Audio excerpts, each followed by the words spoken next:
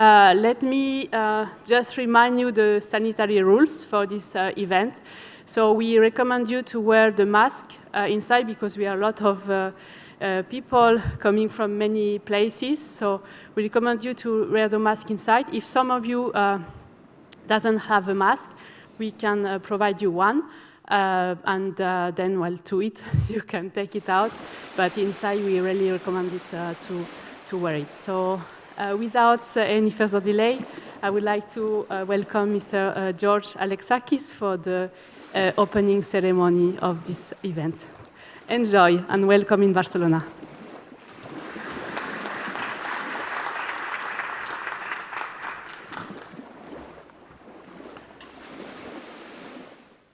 You have some seconds freedom before to start.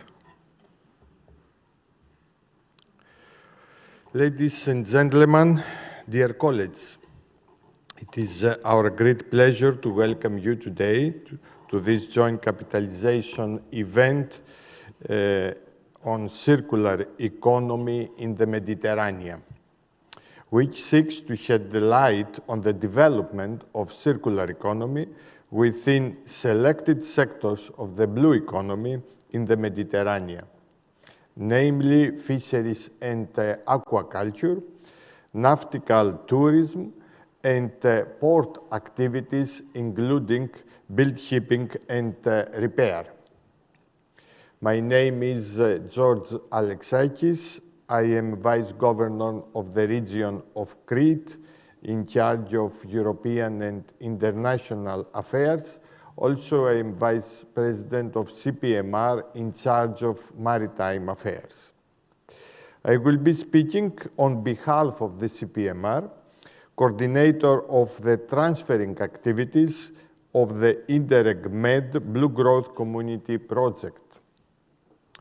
This event is a hybrid event. We welcome the participants from all over the Mediterranean that could join us in person in Barcelona today, and those who are following us remotely through the Zoom platform.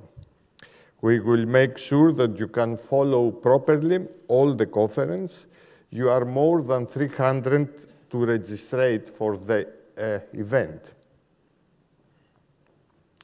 This event has been co-organized by the Regional Activity Center for Sustainable Consumption and Production, the region of Crete, the University of Patras, the CPMR, as well as the Plan Blue. It is a joint initiative of the EU-funded SwitchMed program, as well as the Blue Growth Community and Bluephasma projects, both funded by the Interreg Med program. All programs are focused part of their work on circular blue economy. First, the Interreg Mediterranean Blue Growth Community Project is a community gathering cooperation project working on blue economy. Related issues like fisheries and aquaculture, marine energies, blue funding solutions, cruise and recreational boating, yachting, blue biotechnologies, as well as a circular economy as a cross-cutting sector. The project focuses in efforts of fostering cooperation as well as exchange of knowledge and best practice among all the projects belonging to the Blue Growth axis of the Interreg Med program. Last but not least, the project has a strong transferring and capitalization dimension through which it tries to encourage the replication of projects results in other territories and carries out advocacy and strategic liaising activities, such as the production of policy documents based on the project results. And interactions with key Euro-Mediterranean stakeholders like European Commission, Union of Mediterranean, and others. The second is the SwissMed Initiative. Is funded by the European Union and co-financed by the Catalan Waste Agency and the Italian Cooperation. It is implemented by the United Nations Industrial Development Organization, the United Nations Environmental Programme Economic Division, the United Nations Environment Programme Mediterranean Action Plan, and its Regional Activity Center for Sustainable Consumption and Production. It is conducted in close coordination with the European Commission's DG NEAR, and this initiative has launched in 2013 to speed up the shift to sustainable consumption and production patterns in the southern Mediterranean through the promotion of circular economy approaches among policymakers, industry, business, and civil society organizations. The SwissMed Initiative is now full speed in its second phase that started in 2018 and that is aiming at scale up the results of SwissMed Phase 1. In 2020, a specific component of SwissMed dedicated to blue economy and funded by DG Mare was added and is focusing on different aspects, enabling policy framework at national and regional level, sustainable entrepreneurship within blue economy sectors, improvement of the sustainability of the seafood, fish and aquaculture value chains, and networking among key stakeholders. Finally, the IDEREG-MED Bluephasma project is one of the Blue Growth Community modular projects. The project has been aiming to implement circular economy principles in the fishing and aquaculture sector in order to empower the innovation capacity of SMEs, maritime clusters, networkings, and public authorities in the Mediterranean area. Welcome. It is notably developed a circularity self-assessment tool serving as a decision support tool to measure the readiness of SMEs and their willingness to invest with respect to circular economy principles. In addition, the project has implemented living labs as tools to change the current thinking in circularity and the way businesses perform towards blue circular economy. Both the SwissMed program and the Blue Growth Community project were intending to produce a report on circular blue economy in the Mediterranean. Last year, we therefore decided to pool efforts and start working together on a joint report focusing on the whole Mediterranean area. This report aims to describe the state of play in the development of circular economy in some blue economic sectors in the Mediterranean, providing also some keys to strengthen such developments and foster the transfer process across the sea basin territories. It capitalizes on the results and tools developed by relevant projects and initiatives, potentialities and best practices, including those coming from the Blue Growth community. For example, Bluephasma it's a problem. The battery stopped. I have to change. Always there is an alternative. It capitalizes on results and tools developed by relevant projects and initiatives, potentialities, and best practice, including those coming from Blue Growth community. For example, from Bluephasma that implements circular economy principles in fish fishing and aquaculture in order to benefit Mediterranean with the objective to empower the innovation capacity of SMEs, marine clusters, networks, public authorities, which be presented in a few minutes by Ms. Aliki Karousou from region of Crete. The report was the starting point for the organization of this conference. Through the exchange and collaborations among these three projects, the idea of organizing a joint event focusing on the sector as a way to promote our work and especially the report progressively emerged.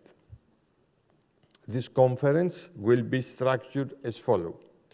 We will first have a general opening session, following by a session focusing on the results of our respective projects. Then this afternoon, we will have two panel discussions on opportunities for circular blue economy, one focused on fisheries and aquaculture, and the other one focused on nautical tourism and port activities. These panels will be moderated by the experts who were in charge of drafting our report on circular blue economy in the Mediterranean. Coming back now to the first session of our event, the opening one, we will start with some welcoming and opening remarks from key Euromed institution actors. Then we will listen to Mr. George Kremlis, Principal Advisor to the Greek Prime Minister on circular economy and climatic change. Finally, our colleagues Magali and Emmanuel will present the report structure and main conclusions. With no further ado, I will now give the floor to the first speakers of our welcoming and opening remarks session. Mr. Sergi Tudela, Director General in charge of Maritime Policy and Sustainable Fisheries, who is in charge of coordinating Catalonia's maritime and fisheries action. I would like to take this opportunity to warmly thank Catalonia for hosting this event in this beautiful place, the Recinto Modernista de Sant Pau. Mr. Tudela, you have the floor right now. Yes, thank you. Thank you very much. Bon dia, buenos dias, good morning. First, of course, I would like to welcome all participants to Barcelona in Catalonia. On behalf of the government of Catalonia, of course, to congratulate the organizers for this very timely event. As shown by our contributions to the EU Blue Economy report the last years, Catalonia, with a maritime-based GBA share higher than 3% and over 200,000 livelihoods depending from maritime sectors, has one of the most maritime economies in Europe. It is therefore not surprising that in the last years, it has developed a national integrated maritime policy aimed at fully developing its blue potential by means of a well-structured maritime agenda. Actually, we have just finalized the implementation of the first multi-annual plan of our 2030 maritime strategy, launched back in 2018, with very positive outcomes from its 89 specific lines of action. And we are now engaged in the preparation of the next phase for the period 2022-2025 through our new governance body, the Catalan Council for Maritime Co-Management. This unique high-level council integrates a wide representation of institutional, social, and private maritime actors, including 10 strategic blue economy sectors, and includes a specific working commission devoted to sustainability and circular economy. Circular blue economy in Catalonia also benefits from a synergistic way from other governmental initiatives on circularity, bioeconomy, and food, as well as from tailored funding instruments, such as the European Maritime and Fisheries Fund.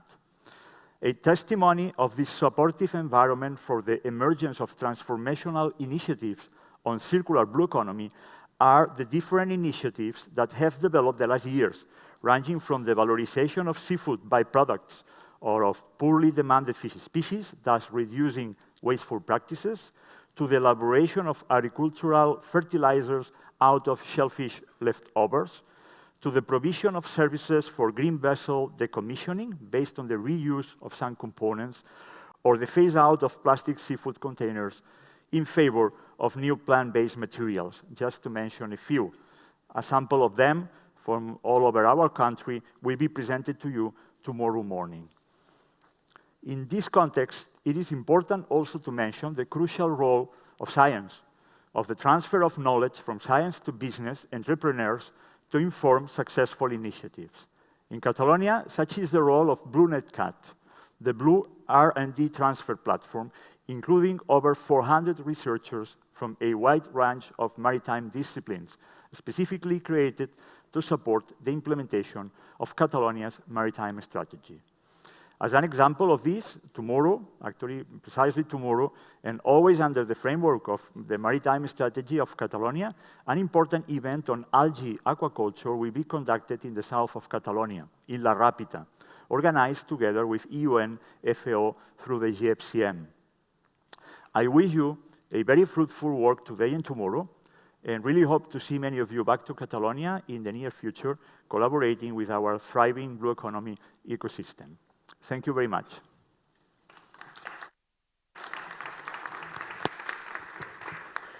Many thanks, Mr. Tudela. I would like to give the floor to Mr. Ilias Mavroidis, Governance Officer of the Barcelona Convention, United Nations, who has strong experience of intergovernmental processes, especially in the area of marine and coastal environment. Mr. Mavroidis will be joining us online and sharing UNEP perspective on circular blue economy. Mr. Mavroidis, the floor is yours. Good morning, and thank you very much. On behalf of the UNEP MAP Barcelona Convention System and of our coordinator, Ms. Tatiana Hema, who unfortunately could not join us today, I would like to welcome participants joining in person and remotely from both shores of the Mediterranean, and also to say that I'm sorry that I was not also able to join you in person in the beautiful city of Barcelona. The focus of today's event is at the heart of the Barcelona Convention. Blue economy and circular economy are a priority of the new UNEP MAP medium-term strategy for 2022-2027, which was adopted last December in our COP in Antalya in Turkey, and more specifically of the thematic program 4 of our medium-term strategy, which entitled Towards the Sustainable Use of Coastal and Marine Resources, including Circular and Blue Economy. The first reference to blue economy was made back in 2012 in the Paris Ministerial Declaration at our COP17, while at the latest COP22 in Antalya last December, the ministers of environment and the heads of delegations of the contracting parties of the Barcelona Convention of the Mediterranean States committed through the Antalya Ministerial Declaration to a sustainable post-COVID-19 recovery tailored to the Mediterranean region and its specificities, with sustainable consumption and production as the key factor for building back better and for transitioning to a sustainable blue economy. By shifting to innovative green and circular business models, developing enabled policies, creating green jobs, and providing for more diverse, distributed, flexible, and resilient supply chains, taking into account national abilities and circumstances. Today's conference will be of great support for this commitment, which, as you understand, is in the heart of what will be discussed today and tomorrow. In Antalya last December, beyond the declaration, our contracting parties also adopted a number of important decisions. And this included a set of regional measures to support the creation and development of green and circular businesses. One of these measures was focusing more particularly on blue economy. And this is the one on creating an enabling framework for sustainable and inclusive businesses within sectors of the blue economy. I would also like to note another very important decision adopted at COP22, that on the designation of the Mediterranean Sea as a whole as an emission control area for sulfur oxides, under the Annex 6 of MARPOL. This groundbreaking decision is particularly interesting because it makes it possible to establish concrete links between environment, health, and socioeconomic issues, which are laying in the heart of blue economy. I would like now to refer to some key points for achieving a blue economy in the Mediterranean.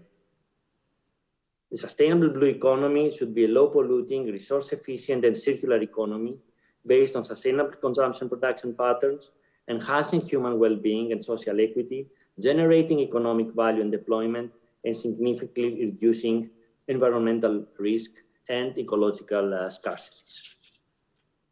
On the same time, the Mediterranean Sea is a crucial resource for the economy of coastal communities and states since ancient times.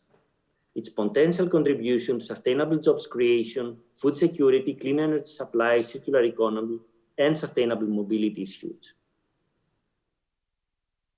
When we speak about blue economy, this includes traditional well-established sectors such as coastal and maritime tourism, aquaculture, fisheries, shipping, shipbuilding, repairing, ports, but also emerging sectors like renewable energies and blue biotechnologies. Blue economy also includes those parts of the public sector with direct coastal and maritime responsibilities, such as coast guards, marine environmental protection, as well as marine education and research. Blue economy sectors in the Mediterranean show enormous potential for increasing prosperity and growth, a potential inextricably linked to the capacity to apply management practices able to maintain the integrity of marine ecosystems and as such of the services they provide. The Mediterranean is well developed in terms of environmental governance and tools related to blue economy. There is a room to strengthen several of these dimensions and improve the coherence of actions undertaken by all stakeholders at all levels.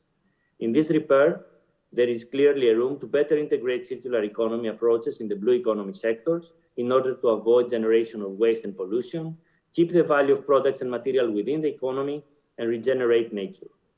We know that going to this direction will also generate new jobs and economic opportunities. The decisions I mentioned before that were adopted at our COP in Antalya are a very important step in this direction. Before closing my intervention, I would like to welcome the efforts of the coordination for the organization of this event between two very important EU-funded initiatives in the Mediterranean, namely the SwitchMed program and the InterregMed Blue Economy Growth Community. Two of our UNEP-MAP regional activity centers are actively involved in their implementation, namely SCP-RAC for SwitchMed and Plan Bleu-RAC for the InterregMed Blue Growth Community. Reinforcing collaboration and synergies among Mediterranean actors is key for making best use of the limited resources we have to protect our common sea. Likewise, I would also highly welcome the initiative taken by SCP-RAC and CPMR with the support of Plan Bleu to prepare a joint report on circular blue economy in the Mediterranean, whose main highlights will be presented today. This report constitutes an important piece of work for the UNEP-MAP Barcelona Convention system. The current practices identified in the report should be further disseminated to inspire new initiatives. Furthermore, its recommendations will be shared among our contracting parties to support implementation of the current UNEP-MAP medium-term strategy and the associated COP22 decisions. I would like to thank you all for your participation and wish you a very fruitful and successful discussions and meetings. Thank you very much.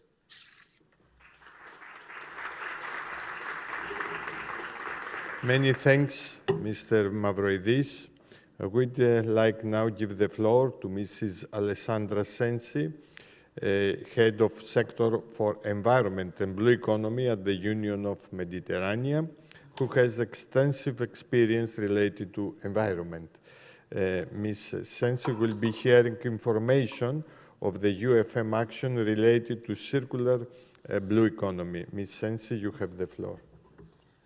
Many thanks, colleagues. Actually, it's a great pleasure to be here with you today and indeed to take part to this important gathering on circular blue economy.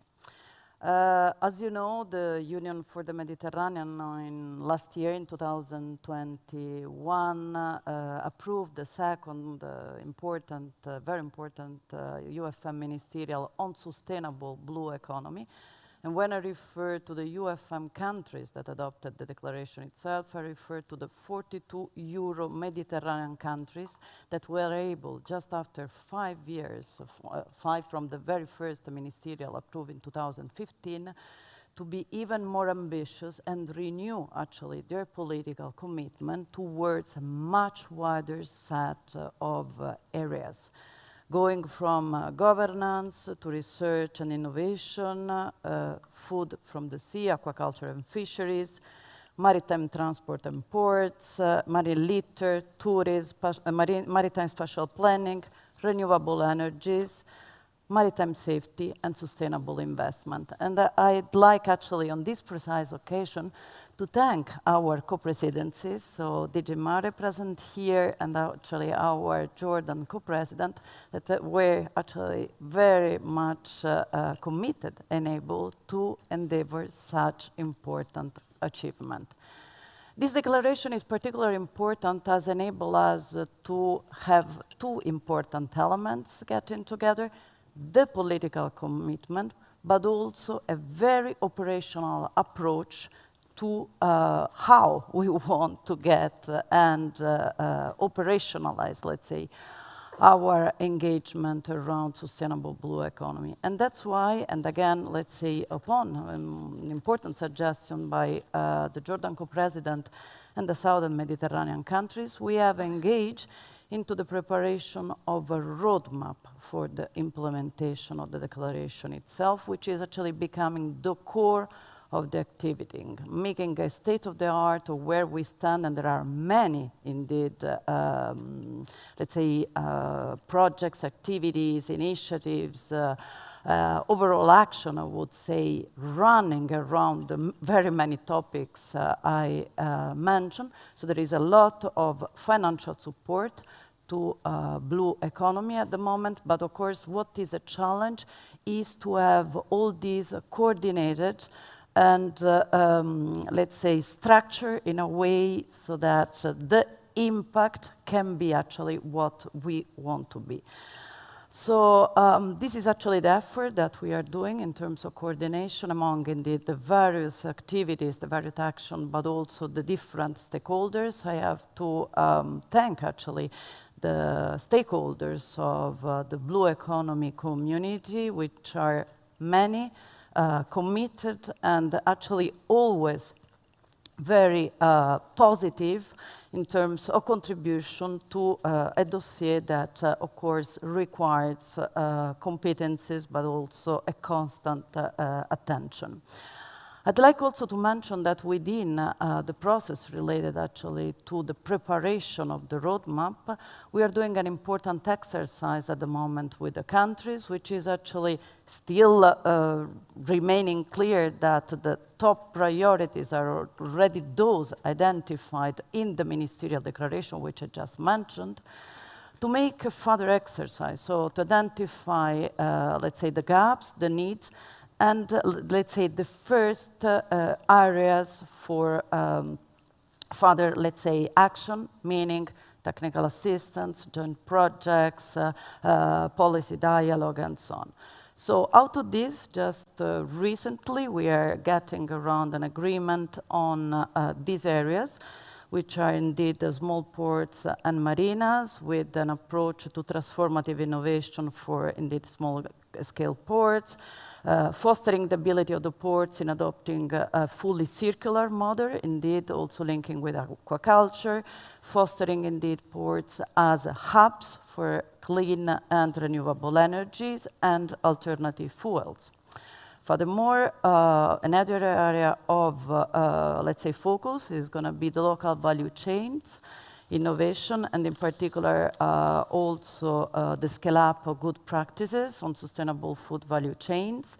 An introduction, let's say, of the concept of smart specialization strategies, which of course are much more advanced in other areas of the basin, but that can be indeed introduced as important tool, as it was mentioned also yesterday, financing tourism diversification and digitalization. I'd like also to mention the recent report that was prepared, a handbook prepared together with many of the partners, agencies that are here today on the post-COVID recovery, indeed focus on diversification, digitalization, but also circularity aspects. Then how to, let's say, maximize the potential of the clusters. I mean, overall in the region we have more and more maritime clusters, and there are many also advancing in the south. And overall, let's say, scale up innovation. Of course, I mean, maritime spatial planning remains an important strategic enabler for blue economy. So we are looking into the possibility for much, let's say, wider and use of these enabler in the region, including, of course, touching upon important issues like maritime, marine renewable energies, where still issues related to zones, licensing, and so on are still to be tackled. And then to finish, of course, as cross-cutting support, the element that was already mentioned, indeed, on blue skills trainings capacity. I'd like, therefore, to mention that we see the report that was just presented, indeed, on circular blue economy as extremely relevant for all these areas. So we would like specifically to thank CPRM, CPRAC, and Plan Bleu for having actually launched this initiative, which we see, of course, also very much connected to the publication of the State of the Art on Sustainable Blue Economy, which we published last year. So it's a very important in-depth analysis of some aspects that we already touched upon. On the occasion, I also like to mention, while actually the calls are open, that we really have big expectation with respect, of course, to the governance call of the Interreg Med. We know many of the partners that are here applying, and we see that as very important, let's say, boost for green and blue economy, even, let's say, together. And similar expectation we have also coming from the collaboration with DG Research on the mission Restore Our Oceans and Seas, and in particular the Mediterranean, let's say, lighthouse on marine pollution.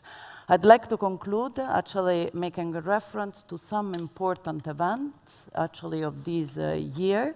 So very, very briefly, just to recall, because it's very important also for this gathering today, Stockholm Plus 50, let's remember actually the engagements towards sustainability and circularity that conference in 72 generate, the famous conference held in Stockholm on human development. Then I would like actually to mention that in June we have a very important conference here in Barcelona at the World Trade Center on sustainable finance, as part indeed of the focus that we need to have indeed on these aspects and on all these topics.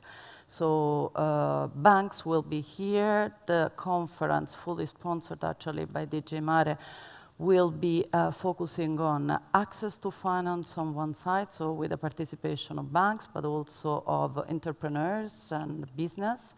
So the private sector as well, but also on matchmaking sessions. So countries and partners are expected actually to come to the conference itself with clear project proposal that actually can be discussed or can be started to be discussed actually with the banks. Then we have an important conference which we will participate to also in Cyprus. It's on circular economy, education for sustainable development and sustainable tourism. It's supported by UNECE, and it takes place between the 5th and 7th of October. And to conclude, I'd like also to mention the fact that the UFM has launched, together with many other partners, let's say, the opportunity, let's say, to have a Mediterranean pavilion at COP27 in Sharm el-Sheikh. So together with others, we are setting up this Mediterranean pavilion. It's of course an important COP because it's taking place in the Mediterranean. So it's an occasion for us as Mediterranean to show what we have been doing all together, because of course collaboration is at the core of all of it, and we of course plan to have, among other topics, also blue economy, circular blue economy, sustainable blue economy in the focus. Thank you very much, and a very good meeting.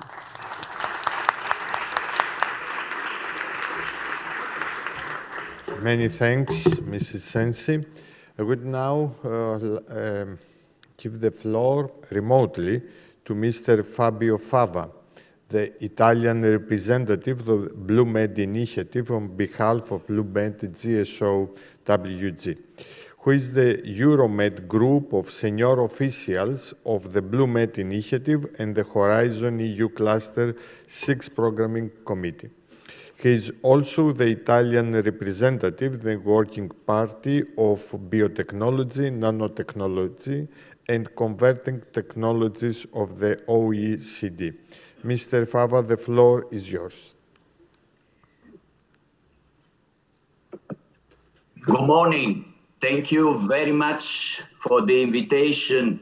And on behalf of the BlueMed GSO, also therefore on behalf of my colleagues representing the 16 countries that are currently sustaining BlueMed Initiative. We are very pleased to be here with you and to contribute to your very prominent event.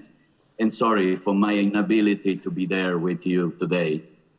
While BlueMed is a research and innovation initiative that was launched by 8 European member states of the area, of the Mediterranean area. And this includes cooperation with the European Commission, DGRTD, but also DG Mare. We started working together in 2014, and then we produced a strategic agenda that was then open, of course, to also the other countries of the area interested in joining it. And this thanks to the cooperation, always very effective with Uniform Mediterranean. The agenda was endorsed by the Commission, which then allocated dedicated opportunities for sustaining research and innovation in the area. And then in 2017, the initiative moved from macro-regional initiative to a European one. And from that time, it is chaired by the European Commission and Uniform Mediterranean, and the 16 countries that are now sustaining the initiative are represented, working closely with the European Commission, UFM, through the GSO, Group of Senior Officials, so ministerial representative of the different countries. While we work a lot during the last years on the territories, trying to identify the most relevant needs for a sustainable growth in the Mediterranean area, we work through 4 different platforms joined by prominent representatives of the different countries, dealing with policies, dealing with innovation, knowledge and innovation, but also economy. We all together set up more recently an implementation action plan with the specific priority that we have. At the core of them, we have the characterization, evaluating of the local resources, biological and the non-biological resources, how to protect them from pollution. So we plan many activities addressed to mitigate, prevent and mitigate pollution, but also remediate it. But also the adaptation of the resources to the climate change, and therefore activities addressed to mitigate the impact of climate change. But very importantly, a number of actions addressed to use in a sustainable manner those resources. Aquaculture, fishery, food production, but also the use of the space at the interface in between the land and sea in particular.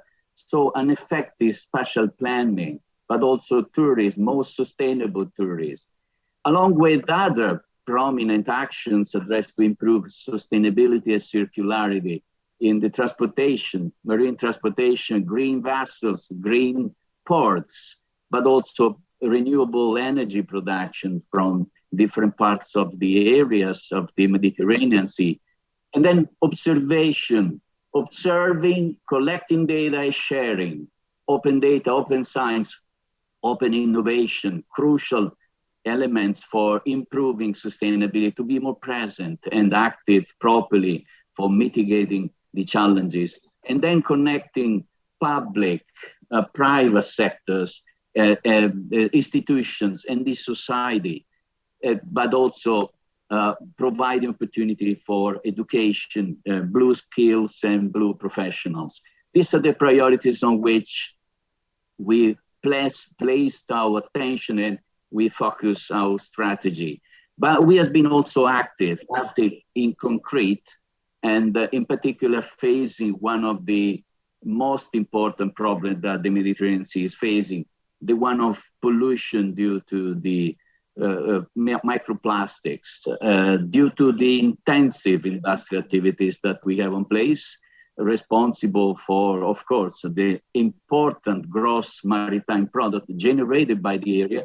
But we have the problems, we have to intervene. This is due to many reasons, as you know, intense human activity, but also inadequate waste policies. And so we decided to act, to join our forces. 11 countries of the area of BlueMed agreed to work together. We start mapping at the local level, the national level, the major activities addressed to reduce in a concrete manner the pollution, the plastic pollution. So prominent initiatives and the technological business or policy point of view, but also education, social impacts, and so on. We shared what we are doing at the national level in the 11 countries. We share through a digital platform for sharing the best practices, and then we started working together for create synergies and create an ecosystem able to act, intervene. Here you have the different apps, national apps that are under set up in different countries, in the countries that agreed to join together. But then we started also working together. For the third year, this year we'll meet once again in Ecomondo, all the association of plastic producer transformers of the different countries of the Mediterranean will meet and share what they are doing for improving the circularity of the sector. We met also recently in Venice with the port authorities, the other actors, fishermen included, that are dealing with plastic pollution every day for understanding how we can work together and develop concrete actions. But then, of course, we also work in a way to engage young scientists, young in general, in the co-designing of the activities here. Here you have the outcomes of the 3 hackathons that we organized on the topic, but we also work together, especially during the lockdown period, for training young scientists in the problem of healthy plastic, on plastics and therefore healthy Mediterranean Sea. And now we are trying to do our best for supporting the Commission in the implementation of the priorities associated with the mission dedicated to the mitigation of plastic, marine plastic issues in the Mediterranean Sea. Thank you very much for your attention.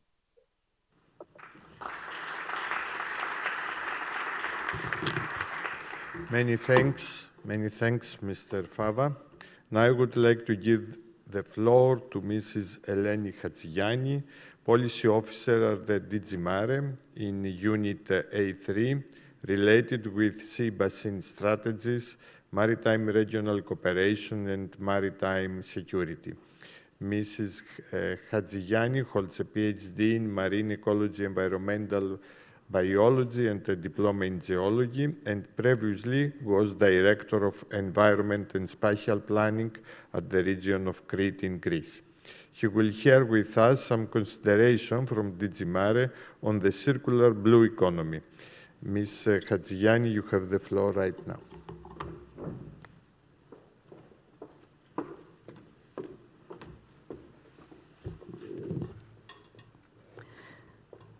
Buenos dias, good morning, and thank you very much for the invitation on behalf of DG Mare, and in particular our unit, to join this very interesting conference today, also in cooperation with two very important projects in the Mediterranean, the Bluephasma Interreg-Med and also the SwitchMed.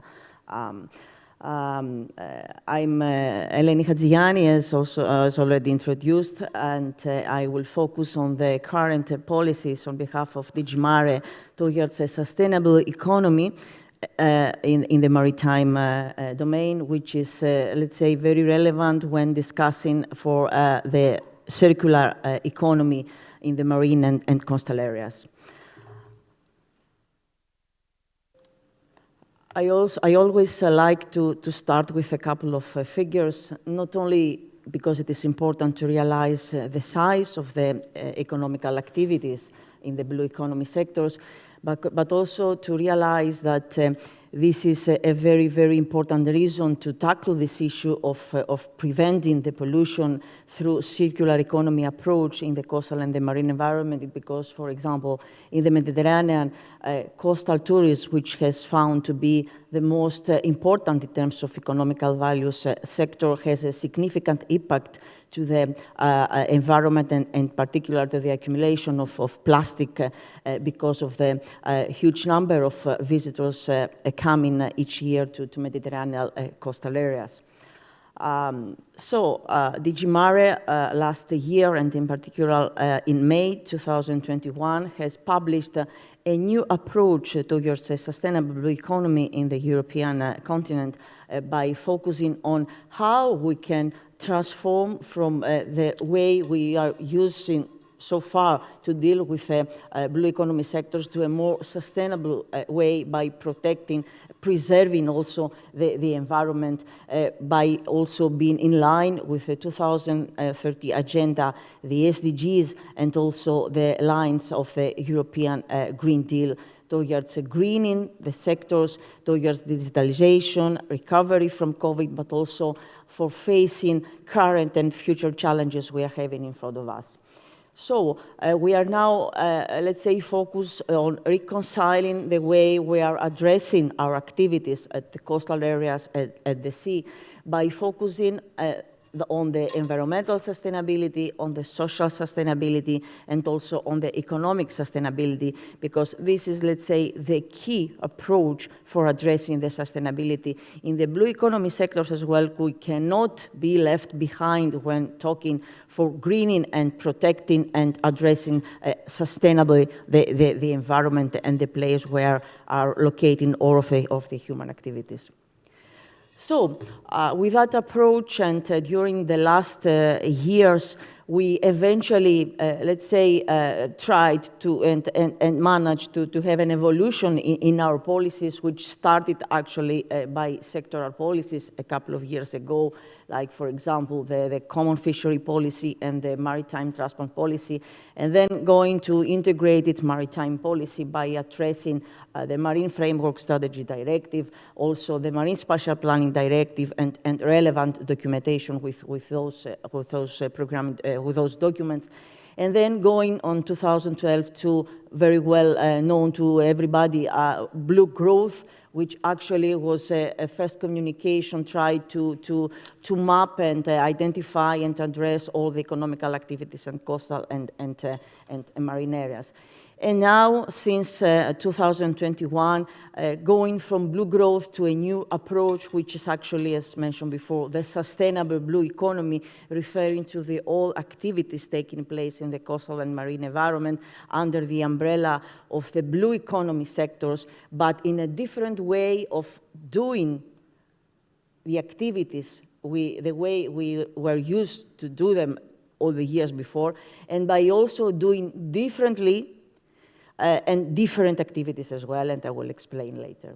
So I'll give you some examples in order to be more clarified. For example, how to transform the blue economy to blue economy sustainable and smart value chains. For example, in the areas of decarbonization, by focusing, for example, on how to exploring the potential of the offshore energies, or by transition to zero-emission vessels, or by transforming ports in blue hubs of sustainable development.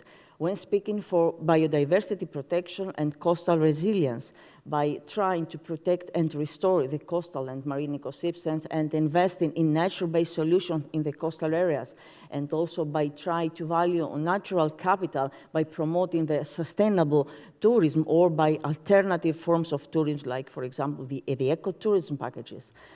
When speaking for food systems, for sustainable food systems, try to be in a way to meet the common fishery policy sustainability standards and the new sustainable guidelines for the aquaculture introduced by the European Commission, and also invest in macro and micro algae, which it's a very promising new sector when speaking for sustainable blue food, and when speaking also for exploring the potential of the blue biotechnology as a smart innovation aspect. And by the way, now I take the chance to inform you that yesterday we had a very, very successful and very fruitful workshop on the blue biotech here in the same place, in the same room actually, with stakeholders from different parts of the quadruple helix, public sector, private sector, citizens, and also research at academia, and from different sea basins around Europe, in order to tackle this very important domain for when looking for how to implement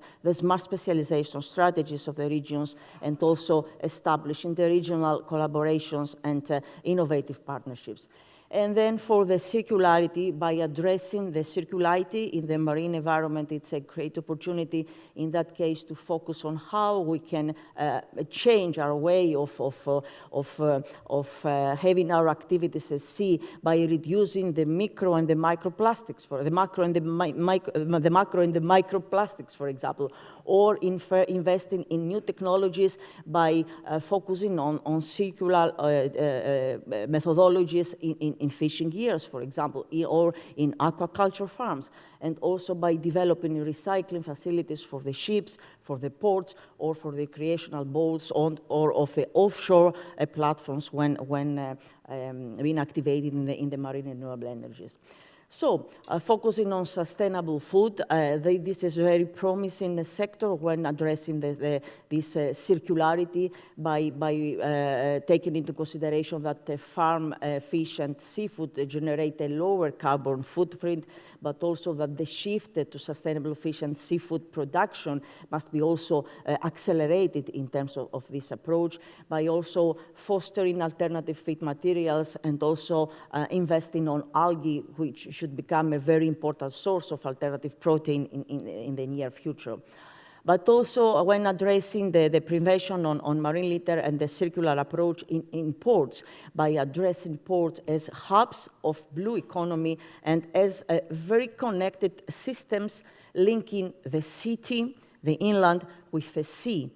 And then focusing on approaching a circular economy aspects and methodologies, also by addressing how to have less polluting ships, digitalization, automation, energy efficient of ports, port operation, also in a port efficient way in terms of sustainability, and also having real port cities with a very well interconnected, let's say, system with the sea in front of the city.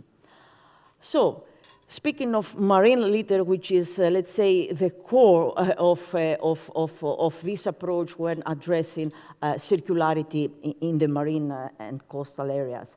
As also described before by Professor Fabio Fava, Blumet pilot action in the Mediterranean for a healthy plastic-free Mediterranean.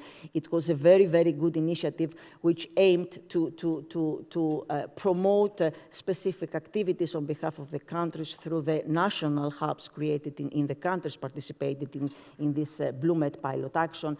And by having now very good examples of best practices and very good results of those hubs to build on and to capitalize on in order to address the circularity approach for preventing the marine litter. And apart from that, there are very, very good initiatives which are relevant with this approach. For example, Mrs. Sensi presented before the initiatives, the activities on behalf of UFM, other initiatives like, for example, the plastic busters or the sea basin approach and also the macro-regional approach having specific priorities on that, and also the UFM Declaration of Sustainable Blue Economy as presented before. Also, the CPMR initiatives, the WWF initiatives, the PRIMA initiative, the Interreg Med community, and specifically the Blue Islands Interreg Med project tackling this issue, the NECBC Med, and also, of course, under the umbrella of the Sustainable Development Goals, which have specific priorities tackling this issue. So, what we are trying now to do, and actually what we have tried the last months in cooperation with the UFM and also other services in the European Commission, like the DG Research and Innovation, and also with the Blumet, is that we try for addressing this issue to bridge all the experience which has taken on board the last year by different initiatives, different activities, projects, and policies in the Mediterranean, by stock taking on what has been already achieved and also build on that in order to go further beyond the best results already achieved and see how we can progress in a more smart way for preventing this problem on marine pollution and particularly on plastic, and how we can integrate the Blumet and also the UFM Blue Economy and the environment working groups, gathering together all the Mediterranean stakeholders to explore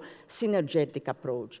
And indeed, a couple of weeks ago, last March, we organized together with the Union for Mediterranean here in Barcelona, and we were very glad to be hosted by the UFM premises, a very, very fruitful workshop by bridging together all these communities of blue economy, environment, and also research and innovation in order to capitalize on those best results and to integrate the very good results coming from the Blumet pilot action and the activities of the Blumet national hubs. So main messages coming out from these joint efforts on bridging these communities is that indeed we need a very well-coordinated action, and we need to create consensus, which actually has been already created, so it's important that we maintain this consensus among the Mediterranean countries in order to address the cross-border environmental threats and the marine pollution. And that UFM framework is fundamental in order to go further towards this direction. So now we have this opportunity to go further to implement the Horizon mission on ocean, seas, and water, and in particular the Mediterranean Lighthouse, which will focus on marine pollution in the Mediterranean, and which will be an excellent opportunity for the countries, for the regions, for all the stakeholders in the Mediterranean to tackle jointly this issue of preventing the plastic and the pollution because of the marine litter. So, as mentioned, in the Mediterranean, there is already a very, very good and mature ground of cooperation. First of all, because of the Union for Mediterranean, which is a framework of cooperation among all the countries and which creates very good grounds and axis of priorities in the blue economy sectors towards this sustainability by bridging also with other communities of the UFM. But apart from that, the Sea Basin West Med Initiative, and also the macro-regional strategies, the macro-regional strategy EU share, the EU strategy of the Adriatic-Ionian macro-region, and by saying all those to highlight that in the Mediterranean, we are glad that we have already very concrete priorities, very, let's say, intensively supported on a political level as well by the countries and committed by the countries to go beyond and further cooperate towards that direction. So now we need, let's say, to set the right conditions and to fill the puzzle in order to integrate our efforts and to cooperate together in further steps. Research and innovation will be in the top of those priorities, and the new mission on ocean, seas, and water, the European partnership on the climate neutral, sustainable blue economy, but also the Mediterranean lighthouse, which will be on the marine pollution, will be a very, very good domain of cooperation. And apart from that, specific synergies between different financial tools, like, for example, the European Maritime, Fisheries and Aquaculture Fund, with more than 6 billion euro for very, very large variety of activities and priorities towards the sustainable blue economy under the priorities of the European Green Deal. The Blue Invest, by trying to support the SMEs in order to invest on smart business models or on smart, let's say, new products for addressing the sustainable blue economy. Also, the mission, also, as mentioned before, with very clear priorities on protecting and restoring the marine and freshwater ecosystems, or preventing and eliminating pollution, and also or making the blue economy carbon neutral and circular. All these are very, very important and very, very, let's say, significant opportunities for the countries to cooperate together in order to further jointly address this issue. And please let me recall the importance of sharing the same environment, the same sea in the Mediterranean, which brings in attention the need of cooperation between the European and the southern countries in the Mediterranean altogether. So the lighthouses, and in particular the Mediterranean one, will be focused on marine pollution, so plenty of opportunity there in order to address the aspect of blue circularity. And the aspect of innovation, which beyond the opportunities coming from the Horizon Europe, will be also tackled with this approach of the smart specialization strategies, because those strategies are offering the ground of new innovative projects which can come to new business models, like the circular approach demands for a new business model addressing the circularity, and which will be, let's say, very, very well facilitated and promoted by DG Mare as well, because we are setting up together with DG Regio a new thematic platform on blue economy in order to address very relevant priorities dealing with thematic topics such as the blue biotech, the aquaculture, the fisheries, the coastal maritime tourism, the marine renewable energies. And definitely circularity is a cross-sectoral approach to all these domains of the blue economy sectors. So speaking of this new thematic platform, we are organizing a series of brokerage events in order to mobilize the regions and the stakeholders of the quadruple helix. Yesterday, as I mentioned before, we had one here in Barcelona focusing on blue biotech, and then today in Santander, another one on marine renewable energies, and 3 more will follow on Scone region in 15th of June on coastal maritime tourism, on 21 of June in aquaculture, and on 1st of July in fisheries. The last 2 will be in Brussels. So I would like now to finish and to thank you for your patience and for let's say, hear this presentation and following this presentation. And I take the chance to invite you all to the European Maritime Day taking place next week in Ravenna, and organized by DG Mare as we do each year. We will have the opportunity there to follow many workshops and specific thematic stations dealing with the main policy areas of DG Mare. So thank you very much for your attendance, and I will be at your disposal for any questions. Thank you.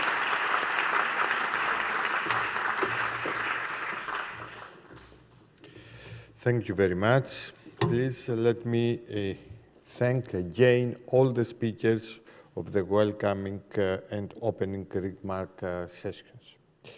Now we move to our next speaker, Mr. George Kremlis, Principal Advisor to the Greek Prime Minister on Circular Economy and Climatic Change. Also, he is Honorary Director of DG Environment and President of the Circle of the Med Forum, who will deliver a keynote speech. Mr. Kremlis, the floor and the time is yours.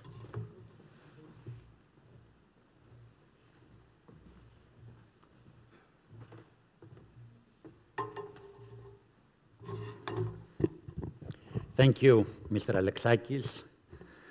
Bom dia. It is a real pleasure to be here with you today. I would like to thank the organizers for inviting me. I feel that since I have participated in a lot of Interreg events, I am a member of the Interreg family, which is a great family, a family which promotes the European ideals on a bottom-up basis, and which makes me think that yesterday we have celebrated Europe's Day, the 9th of May. So let me say a few words about this. In this unprecedented period of crisis we are facing, the war in Ukraine, the energy crisis, the food insecurity, and of course, what remains from the pandemics, which is still present. As I see, we are still wearing masks. We need clearly more and better Europe.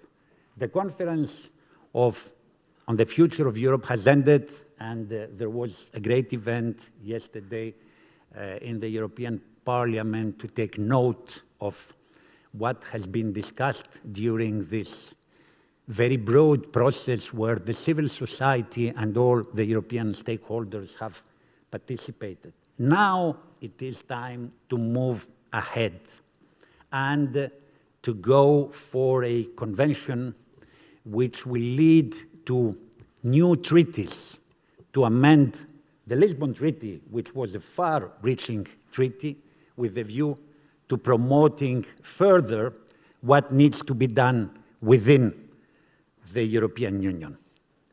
Issues on defense that we need to promote further, on migration, on health, and of course on climate, which is the other crisis that we are all facing, and last but not least, as I am an islander, on insularity and coastal areas, where the fisheries and aquaculture activities are developed. And in that respect, we will need to push for better treaties in a better and stronger Europe. And Interreg, in this context, is the real motor of European integration. Now, let me say a few words about the Mediterranean. And here we are in Barcelona, the city par excellence for such an event to take place. The Mediterranean is more vulnerable because of climate change. We have already noticed increase of temperatures, increase of the sea level, extreme weather phenomena. UFM has worked on this, and the European Commission. There is evidence that although the Mediterranean is a closed sea, the sea level has increased, and of course we have all faced and experienced the extreme weather phenomena in the Mediterranean. So in that respect, the climate dimension, both in terms of mitigation and adaptation, needs to be part of our priorities, as climate affects everybody. It affects lives, it affects all the activities, it affects blue economy, and in that respect, it is very important to strengthen our combat against climate change. I was happy to hear what Alexandra has mentioned, that we will have a Mediterranean pavilion in Sharm el-Sheikh, COP27 in Egypt. Within the European Public Law Organization and the Institute on Circular Economy that I have the privilege to chair, we have been thinking about such a pavilion. So let's join forces and have a Mediterranean pavilion, not to spread our efforts, within which we will promote all the key priorities in the Mediterranean, but also worldwide, as climate is the key priority, but in that respect, we can promote all the other related priorities. Now, let me say a few words about the key priorities of the European Union and put in context the key theme of this event. The three key priorities are green growth. Growth has to be green. We are not speaking anymore about simple growth, creating jobs. We're speaking about green growth. Then blue economy, which is in the heart of this event, and digital economy. Let's not forget digital economy. Our lives have been digitalized to some extent, thanks, and that was the good thing of the pandemics. We need the digital economy to be mainstreamed in all the other priorities. And of course, the overarching priority of these three pillars is circular economy.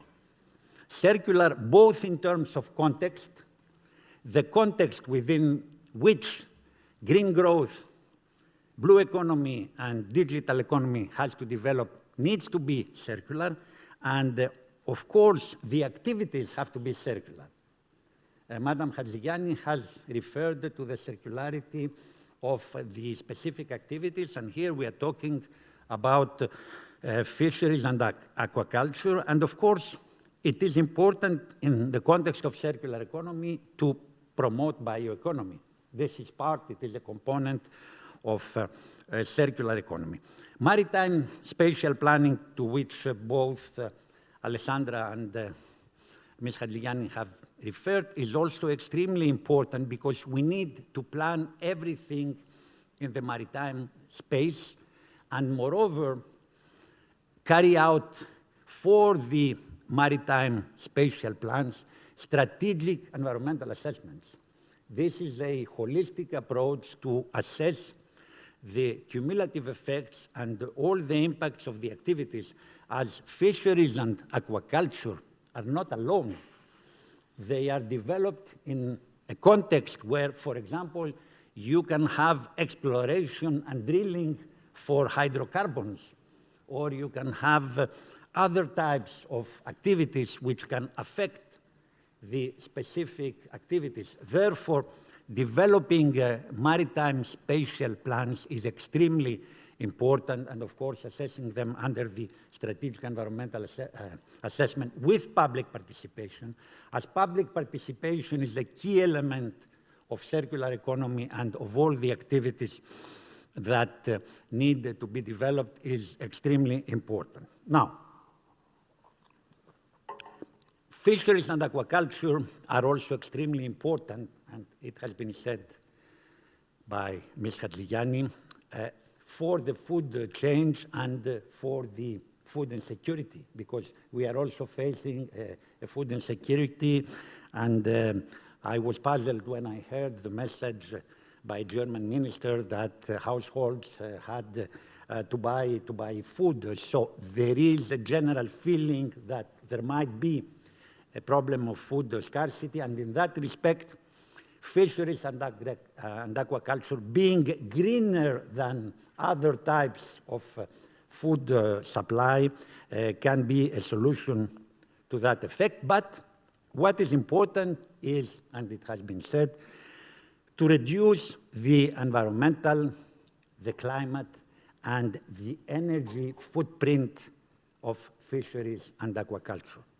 And to do this, you need a life cycle approach, an approach from cradle to grave, in an environment, of course, which is circular as such, with a view to making holistically the activity circular, I repeat myself, from a cradle to grave approach, starting from the fleet, the fishing fleet, from the machinery, from the nets used, the equipment, from the education of the fishermen as education, and the new culture in the broad sense of circular economy is extremely important, and going to the fishing stocks, to the fishing industry, and of course, to the end of life of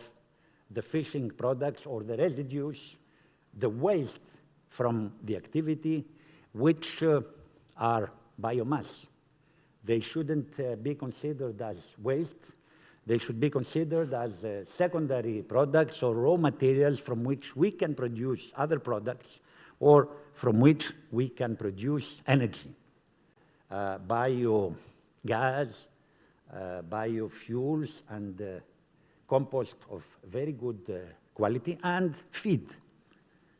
These are extremely important activities which are at the end of, let's say, downstream of the chain and of this A to Z approach, which is extremely important. Now, all that requires, as I have mentioned before, a new culture, and of course, the education element is extremely important. We need people, not only those active in the sectors, but the civil society as well, in the broad sense, to be fully aware of the activities. And one has to notice that, for example, in the lato sensu concept of circular economy, there is still opposition in some of our cities, islands, against renewables. Renewables are extremely important, solar and wind, but the civil society reacts to some of them for different purposes because of a lack of education. And it is very important in that respect, if we want to promote blue, clean energy through, for example, the tide energy, the energy from the waves in the sea, or promote offshore wind or other activities, to have a common understanding on the added value, and of course on the need to have all these projects developed within spatial plans under the Maritime Spatial Directive, which is extremely important. Now, the circular economy is a priority, as you all know, of the European Union, of the Green Deal. It is the only economic model, contrary to the linear economy, which is still dominant in our planet. And it is a little bit disappointing to find out that within the European Union we have only a 10% of circularity and a 90% of linear economy. This is something that we need to reverse. And of course, the purpose of the European Union is to develop circular economy as a worldwide model beyond the borders of the European Union. And in that respect, the Mediterranean basin with within the neighborhood policy and with other partners which are not EU member states is the ideal basin to develop circular economy patterns, not only to protect the Mediterranean, but also to promote this economic model, which is the only model that can ensure the sustainability of our planet. If we remain with linear economy, and I wouldn't like to share the view of the Cassandras coming from my country, that with a linear economy, in 2040, we will need 2 planets, and in 2050, if linear economy is still the dominant model, we will need 3 planets. We have a very good panel, by the way, to avoid that. So this is the main purpose, and this is why circular economy has to be mainstreamed in all the other policies of the European Union. Today we are talking about the blue economy. So circular blue economy, and I'm very happy the title is there. I would say circular green digital blue economy. This is the, the ideal combination. And of course, circular economy needs to be mainstreamed in tourism. The tourism activities are extremely important as they have a very strong footprint. And the all-inclusive,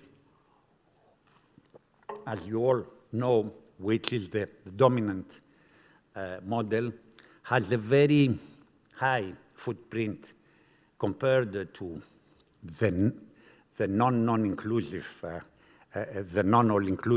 model, which sometimes is not offset by what the tourists are paying and by their contribution to the local economies. Therefore, it is extremely important to promote circular tourism, to promote circular transport, to promote circular agriculture.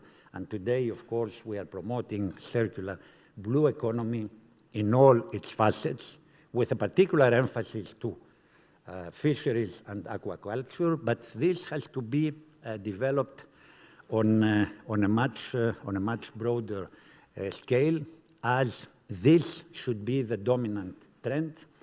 And it is really fortunate that for circular economy, the most important part of the EU funds are dedicated.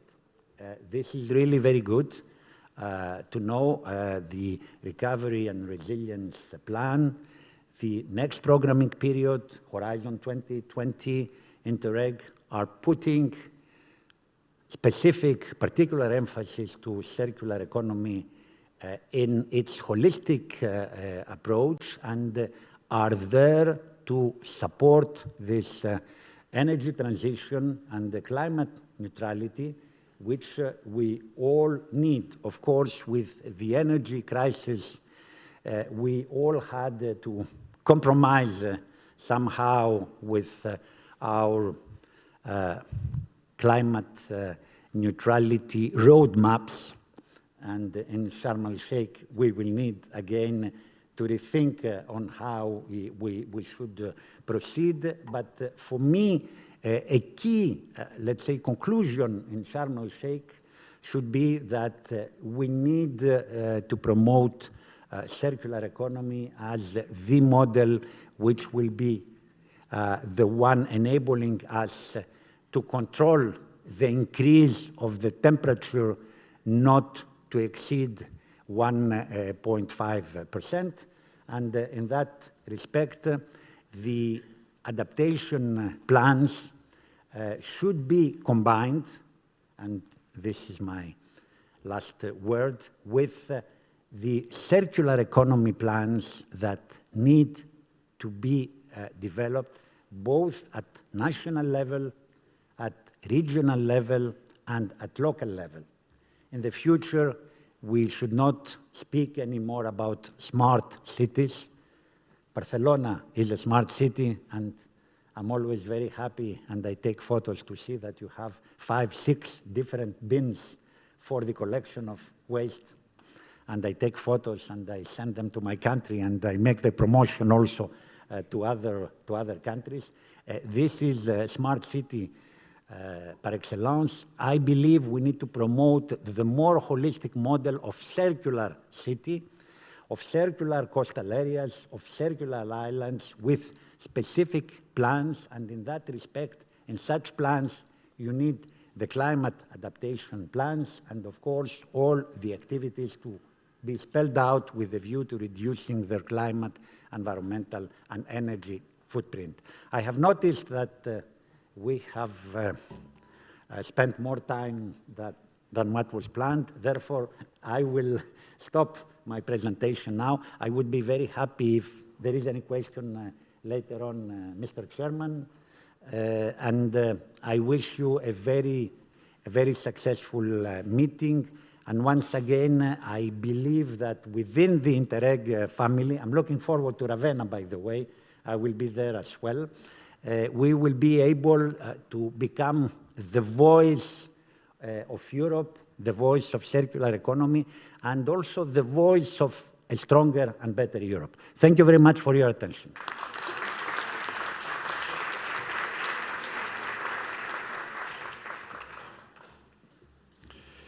Many thanks, Mr. Kremlis, for this inspiring speech. Many thanks. Please, now we have to move to the main session dedicated to the presentation of our report on circular blue economy with my colleagues Megali Auters from CSCP RAC and Emanuele Maniscalco from the CPMR.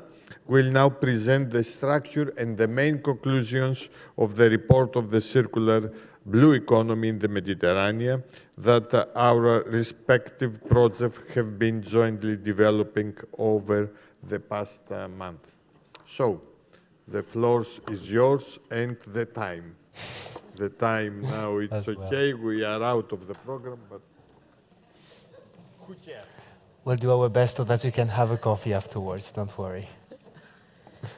So yes, thank you very much for the introduction. Indeed, we will try to be straight to the point so that you can then enjoy your coffee.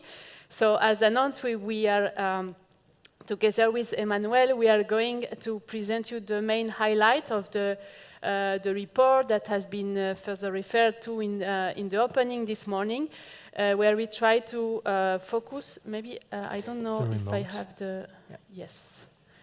Thank you. So we'll try to focus on this concept of circular blue economy, and we try to review the current practices and see where the main opportunities. Very shortly on the process and the rationale for this report, together with the Interreg Blue Growth Community, we had some discussion to see the synergies with the SwitchMed program. So Interreg Med Blue Growth Committee is mainly focusing on the northern Mediterranean, European countries, and SwitchMed is rather focusing on the southern. So there is a perfect complementarity in terms of geography. And we identified that both under SwitchMed and Interreg, we wanted to identify work on the integration of circular blue economy, circular economy within blue economy sector. So we decided to join forces in order to not spare effort and work together to produce this report. The organization behind were the CPMR, SCP-RAC, that now we are MedWaves, we changed the name 2 days ago, and Plan Bleu, that is was also involved as part of the Interreg Blue Growth Community. So we had some experts also working with us that will coordinate the panel in the afternoon. so namely Martina Bocci and Raffaele Mancini. And through all the process, we had a very good, I must say, coordination and cooperation. So we had regular calls to discuss on the finding and see how to move forward with the report.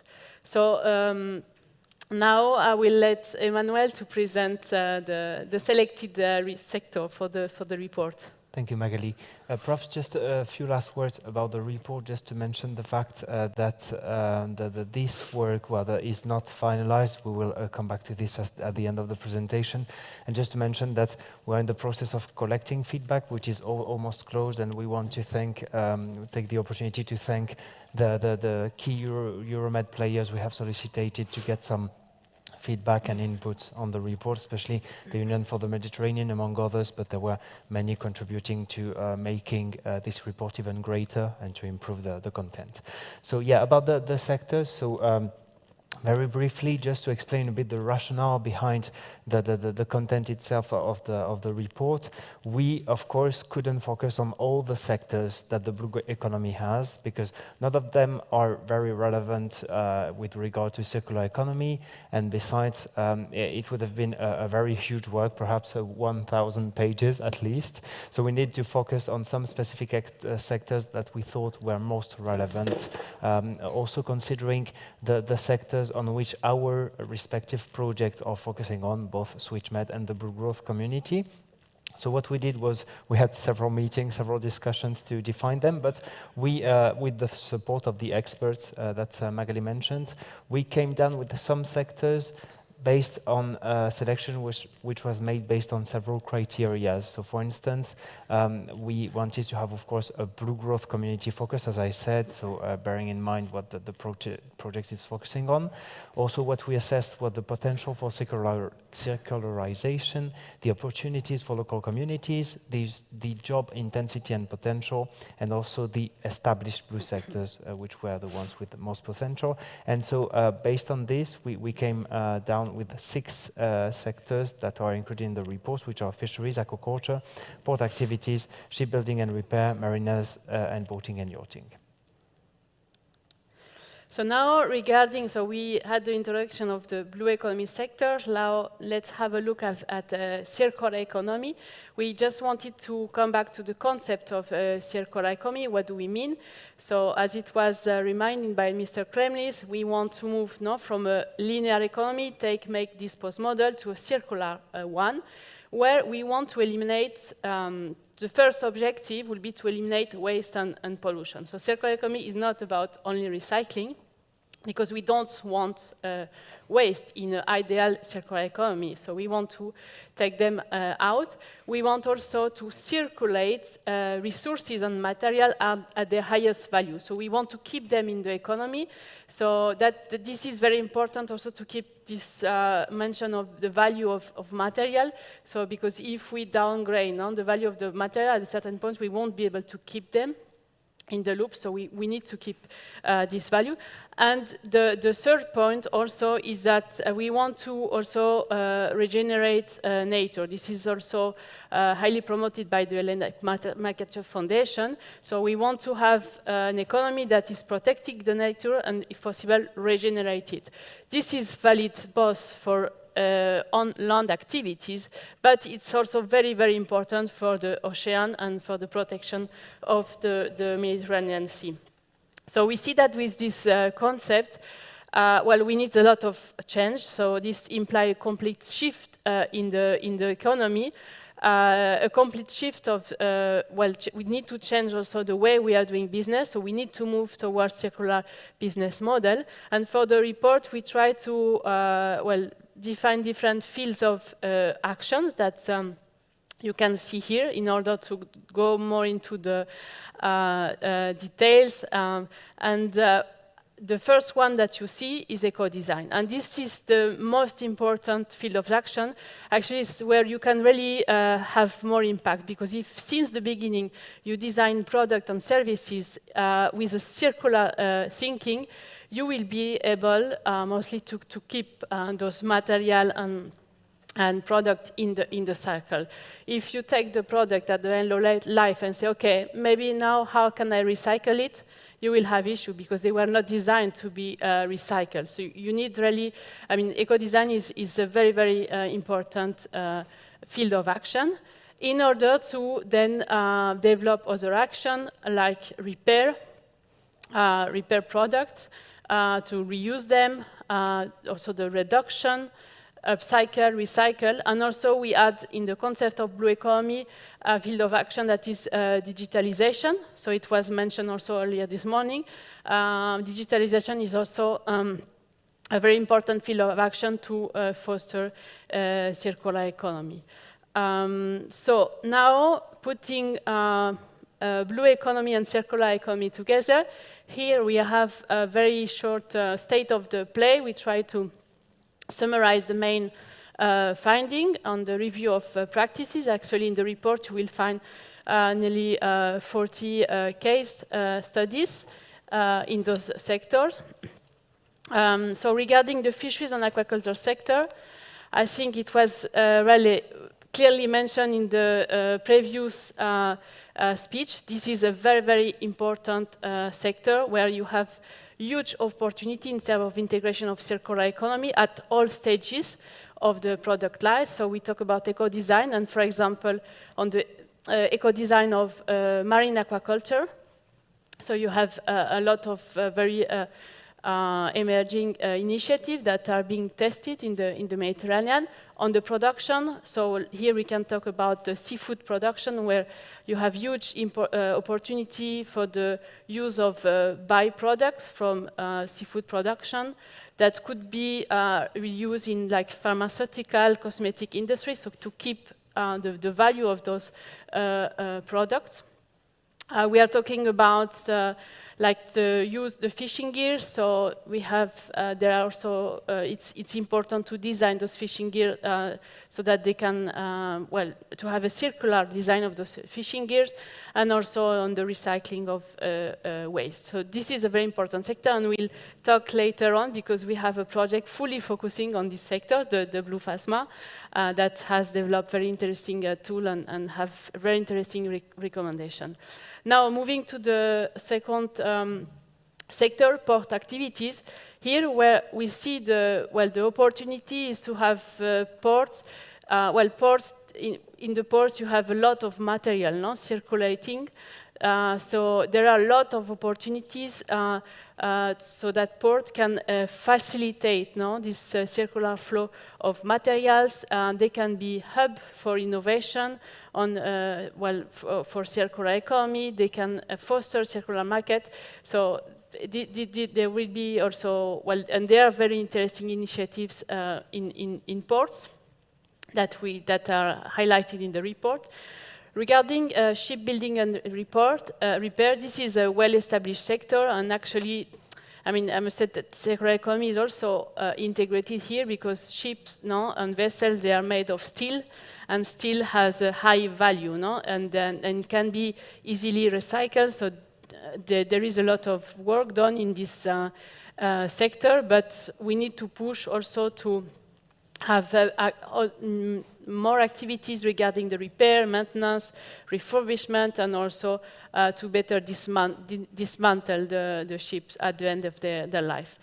Regarding the boating and yachting sector, this is totally different, no, than the ship building and repair, because we are talking about totally different material also. So we have recreational boating that is using a lot of composites, so it's a lot of plastics.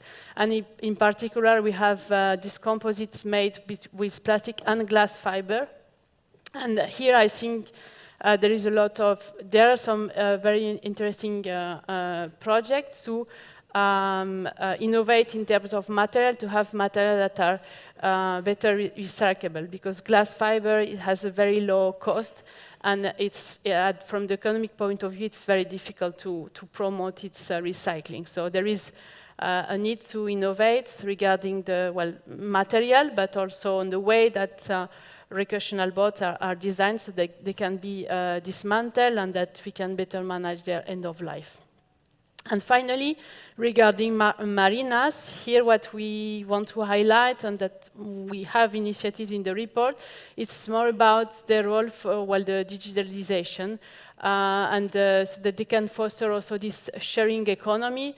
So instead to increase the use of sailing boats, motorboats, so that they are not from one owner, but they can be used by several users. So here you have very interesting initiative of digital platform that are promoting that, but we need to be also aware of the rebound effect, no? So that those platforms can also lower prices, and that can increase the consumption. So if we want to reduce impact, we need also to take care of this rebound effect. So now let's move into the different examples. We won't present all of them, but we would like to highlight a few of them. So Emmanuel. Yes. So yeah, indeed, there are over 40 examples, as Magali said in the report. We selected some of them just to illustrate a bit, focusing on all of the actions that Magali described: eco-design, repair, reuse, and so on. We just wanted to highlight some examples that we think are significative in a way.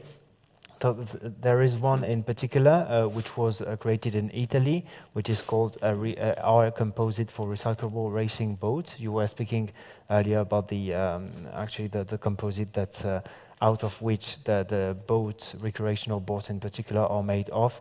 So this is a project actually that that could be extended to across the Mediterranean. So the technology they have developed, and so what they design is a new composite made with the original vegetable fibers, mainly flax and the innovative thermoplastic resin, which is called helium.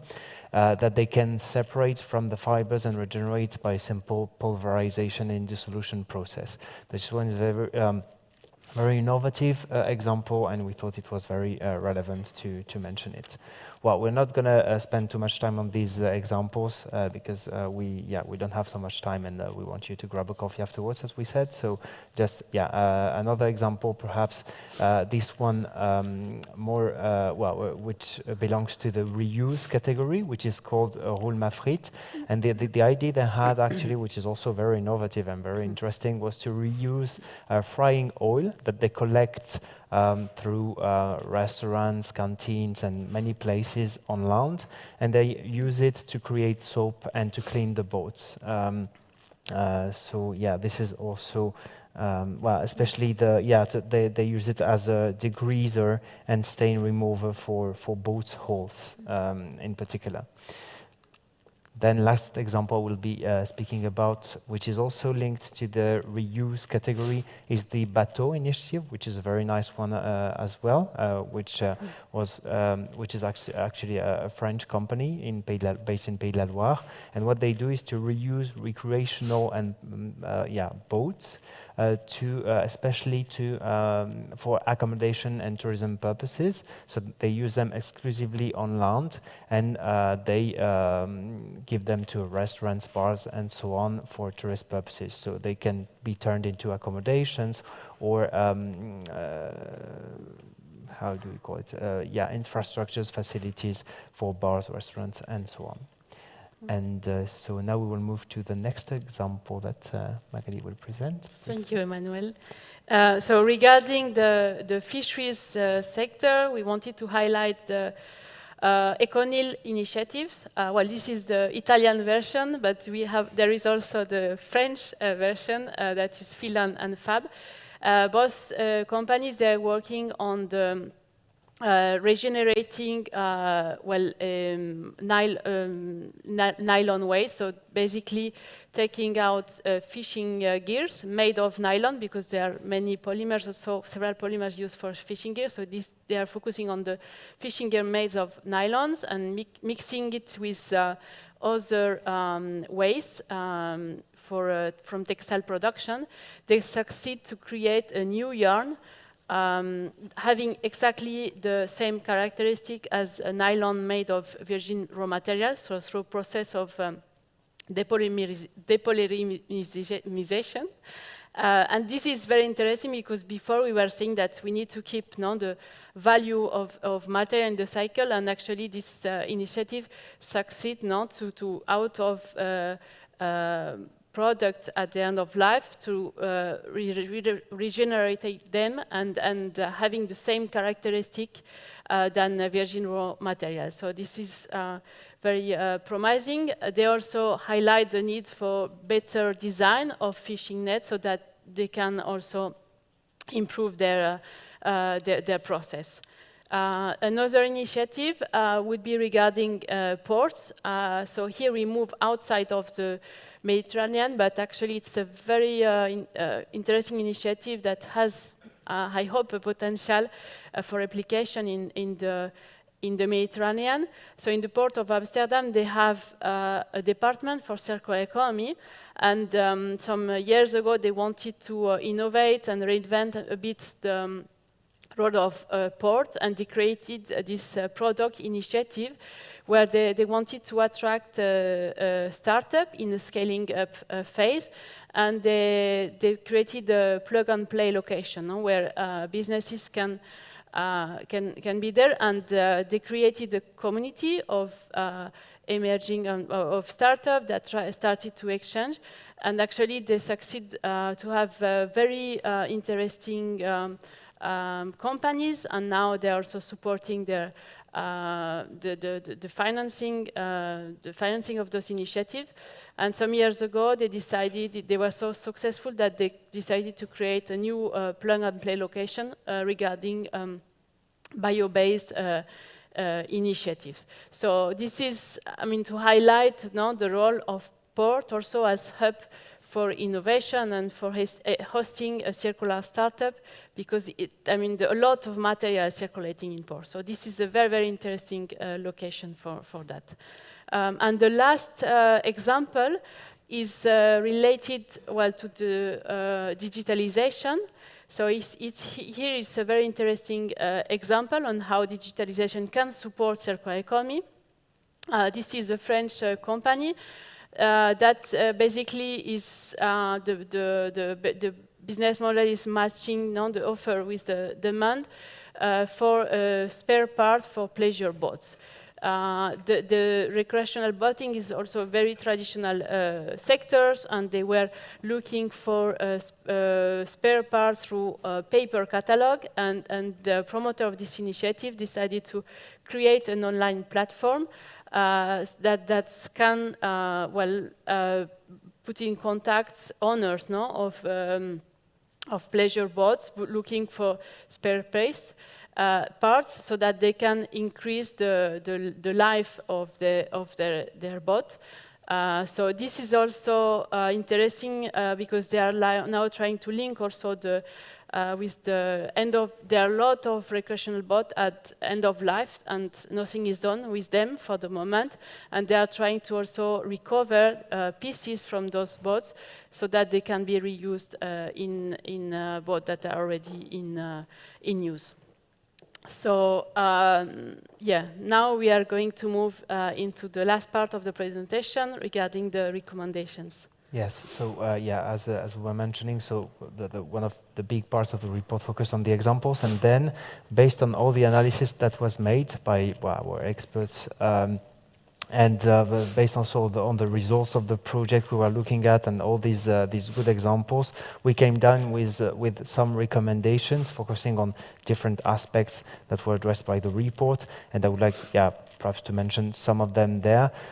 So, for instance, what the experts recognize what the need, for instance, to communicate circular economy as a business opportunity, increase opportunities for the sector to participate to information and training initiatives.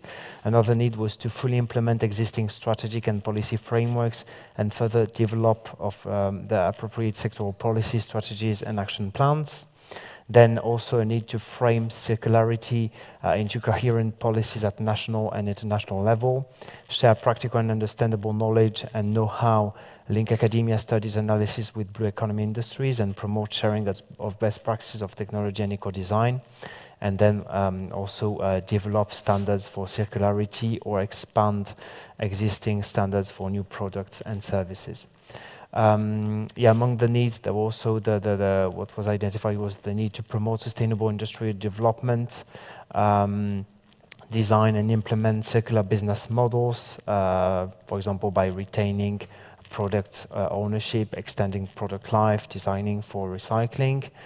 Also to create circular supply chain, for example, by establishing good practices agreements, include circularity requirements within tenders, use fees and rebates for good environmental practices, and choose long concession times to attract investments. And one of the last recommendations we retain for today, although there are others, was to ensure financial resources using also innovative financial tools and fiscal instruments and incentives, of course. Now moving to the conclusions of the report. Yeah, the general conclusion is that, well, we have seen that there are already quite many initiatives already in motions regarding circular economy and blue economy sector, at having different scales, but also from artisanal activities to industrial ones, so it's quite spread. But what we need now is to cross-fertilize, no? Among Mediterranean countries, so that successful experience can be replicated in others. And it's also very interesting to look at the initiative available beyond the Mediterranean. So we have seen very interesting initiative, in particular regarding ports, that could be replicated in the Mediterranean context. In terms of when we look at the different non-circular economy fields of actions, we have seen that most of the available initiatives, they are focusing on recycling of waste. Some of them are focusing a bit more on repairing, reusing, but we have a minor part that is focusing on upcycling and eco-design. So this is, again, something that we need to insist on. We need really now to push forward to have eco-design well, as a key part for the implementation of the circular economy if we want to really close the loop. So, so I would stop here, and maybe as just to mention the next steps for the report. So stay tuned, because the final version will be published in June. We wanted also to see the discussion today. We will discuss the conclusion during the panel, so that we can also integrate the conclusions of today in the report, and then it will be disseminated. It will be disseminated well among the Barcelona Convention contracting parties, among the SwitchMed community. Also, UFM supported the report. They will support dissemination, and maybe I would let Emmanuel closing by mentioning how it will be disseminated for Thank CPMR. you, Magali. Yes, perhaps I wrote it wrong there. Well, it's not going to be necessarily adopted by the IMC General Assembly, although we truly hope so, and we were confident it will be. But we will have our Inter-Mediterranean Commission General Assembly taking place on the 9th and 10th of June in Seville this year, as each year. And this year the report will be presented to the members, so to the Mediterranean regions of our network. And so the idea is to ask them whether they agree to adopt and support this report, and then once it's adopted, it will be, of course, widely disseminated among our actors, stakeholders, and partners. And yes, basically that's it for the next the steps to come. So we will be finalizing the report, and of course, as soon as the final version of the report will be ready, we will send it to you. And well, we will count on your support to widely disseminate it and raise awareness on these actions and this document in particular. Yeah, because we will need your support for the. I mean, this is we try to have an overview of what is going on now, but the most important part will be to implement the recommendation. So the dissemination of the report will be very important, but then we need to put it into motion so that we can implement the recommendation. So this will be a very important step afterwards, once it is published. Yeah. Of course. So let's go for a coffee break now. 3 points more. This opening session allowed us to understand the critical importance of circular economy in Mediterranean. The second point is that I would like to thank all the speakers for their contribution and the audience for the participation. And the third point is that we have come back in 2 minutes after the coffee break, according to the program.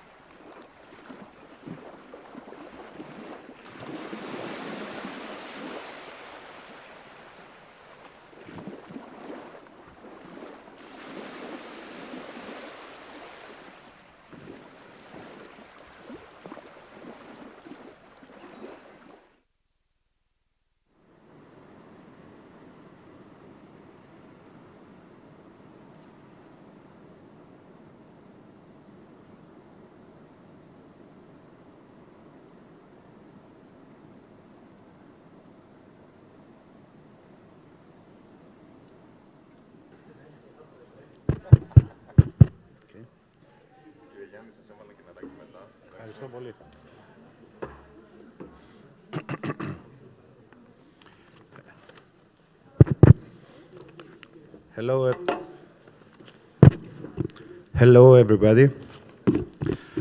Good morning to everybody. I have the pleasure to moderate the second part, the half of the second part of today's event. Here we are gathering to speak about a very important issue, that is the circular economy, the circular blue economy in the Mediterranean. First of all, let me introduce myself. I'm Yannis Hatzigeorgiou. I'm a professor in the School of Naval Architecture and Mechanical Engineering at the National Technical University of Athens. I'm also the Vice Rector of the institution, responsible for research and lifelong education. The Mediterranean, in fact, is the birthplace of the modern civilization and is a house, the home of all of us. Here we gather as a blue growth community. I consider everybody as a member of the blue here, as members of the blue growth community.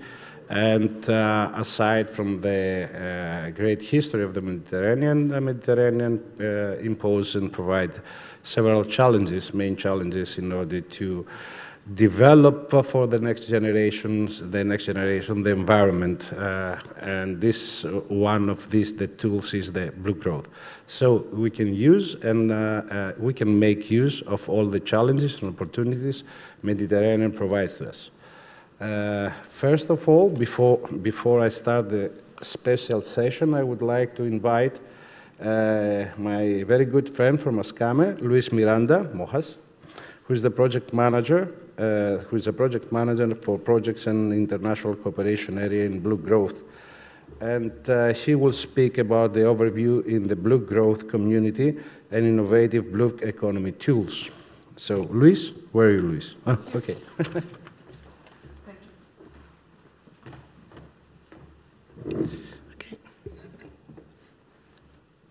Okay, thank you. I will go quickly because I think I have only 15 minutes. I've been said that, so I want to be and respect the time. And well, thank you very much for giving us this opportunity. We just sleep in this session as a Blue Growth community. For us, it's very important to show you and insist again on the importance of those tools. Those Med Blue Growth projects made wonderful projects with excellent results, and what we need right now is to support them on the promotion, dissemination, capitalization of these results.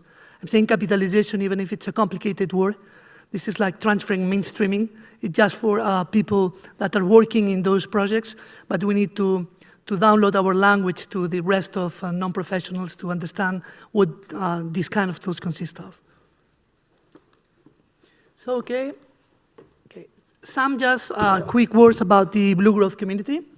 As we are seeing here, Blue Growth community capitalization and communication project for blue economy. We find here a keyword, capitalization. And the main goals, of course, are enhancing capitalization. We need to support and promote the dissemination and transferability of modular projects results. And of course, we need at the same time to support to the better take on technical modular Med Blue Growth projects into policy making, as well as into multi-level governance. And of course, everything goes in the line of developing and supporting the development of blue economy and, of course, the entrepreneurship for small and medium enterprises. Here we have the 6 sectors of blue growth that we've seen before: fishing and aquaculture, blue technology and bioeconomy, circular economy and blue funding, marine renewable energy, maritime surveillance, and coastal and maritime tourism. And here we are. We have here these 6 tools that we selected from 5 different projects, 3 PBM from 3-pillar business model methodology from iBlue, Matchmaking Event Toolkit from Mistral, Business Plan Competition Toolkit from Mistral, Crowdfunding Training Tool, Blue Crowdfunding, Circularity Self-Assessment Tool, Bluephasma, and Innovation Voucher Scheme from 4LX Plus. So you see 6 tools from 5 projects. And we selected these tools because we thought they are ready for being transferred, and they are great results that I think could benefit and be of interest to different regions, universities, clusters, small, medium enterprises, and in general, for many stakeholders of the blue economy. Okay, the first one is the 3 PBM. This is a 3-pillar business model. I think that this could be useful for businesses related to the yachting sector. In fact, this tool was tested in the yachting sector, but can be adapted to any kind of businesses. And it could be very interesting for policymaking, for business representatives, researchers. And what's this tool about? Okay, the main innovation here is that normally when you have a company, you have the economic pillar. But they realize that you can introduce something new in the framework of a company, which is the social pillar and the sustainable pillar. So the company from the beginning can have a look to the 3 pillars at the same time and see the production that they have, for instance, if it's sustainable, if it's circular, and at the same time, if it benefits the society, the community who is living around this company. This is based on the business model canvas and the RTV, resources, processes, and values, and you can see the resources of your company, what are the processes of that company, and the value of that company. And taking into account the 3 pillars, the traditional economic one, the social, and the sustainable, you can see, okay, what are my resources? Do I need to change them? Do I need to change my processes? Do I have the right value? How I'm making to improve and to change my company? And this is very positive because I can get environmental benefits. I can check at the same time to the benefits that from the social and sustainable point of view, this company can get. And I think, well, we have different studies that tested this, especially in the yachting sector, and it was taken and proved in the iBlue project. What's useful for? As I said before, and I'm just reading the second point, it's very easy to use. It simplifies for the companies a very complex issue, which is to check your company, check if you're right in terms of processes, values, and results, what you're producing, if you are in the market, and it enables you the capacity to change your production and to review the company in a very easy way. So it enables management, not only from the economic point of view, but also from the social and sustainable point of view. And this is a great value, because it introduces the sustainable element and the social element from the beginning in the same core of the company. It's not something that you make up in the end. You can check your company, your processes and values from the beginning. Okay. Next tool is the Matchmaking Event Toolkit Mistral. Okay. We think that this tool could be useful for policymakers, business support organizations, innovation services providers, such as clusters, innovation agencies, research institutions. And you would say, okay, what's this about? This is a tool that favors the possibility of matchmaking between stakeholders in this sector, in blue economy. Normally, if you are a company and you go to an exhibition, no matter which place in Europe, you go there, you have an agenda, or you can go to different stands in the exhibition, and you look for B2Bs, and you make your relationship, and you try to get a new agenda and improve yourself. But what do you do if you are a university? Or what do you do if you are a specialist or a researcher in the blue economy? You don't have an exhibition, of blue economy to go with other researchers to exchange ideas. And you don't have an exhibition if you are a university, if you don't make a special hackathon to go there and exchange your ideas and what you're developing in your university. So you need a place, you need somehow to exchange your ideas and to match these ideas with other stakeholders. So this methodology developed by Mistral offers recommendations and guidance on how to set up successful matchmaking events for increasing innovation capacity in the blue growth economy sector. And it's based on the experience that they gain through this project. We think this is a very useful tool, basically because it facilitates technology transfer. At the same time, because it favors the possibility of matchmaking, it allows you to make networking and facilitates networking capacities. Of course, it encourages collaborations through these networkings that different researchers, people who are working in clusters can exchange ideas, can develop their relationships, can create new partnerships, and this is positive. And at the same time, it supports new technologies which are looking for response in the need of innovation needs assessment. Okay, next tool, it's also from the Mistral project. It refers to the Blue Business Plan Competition Toolkit. Okay.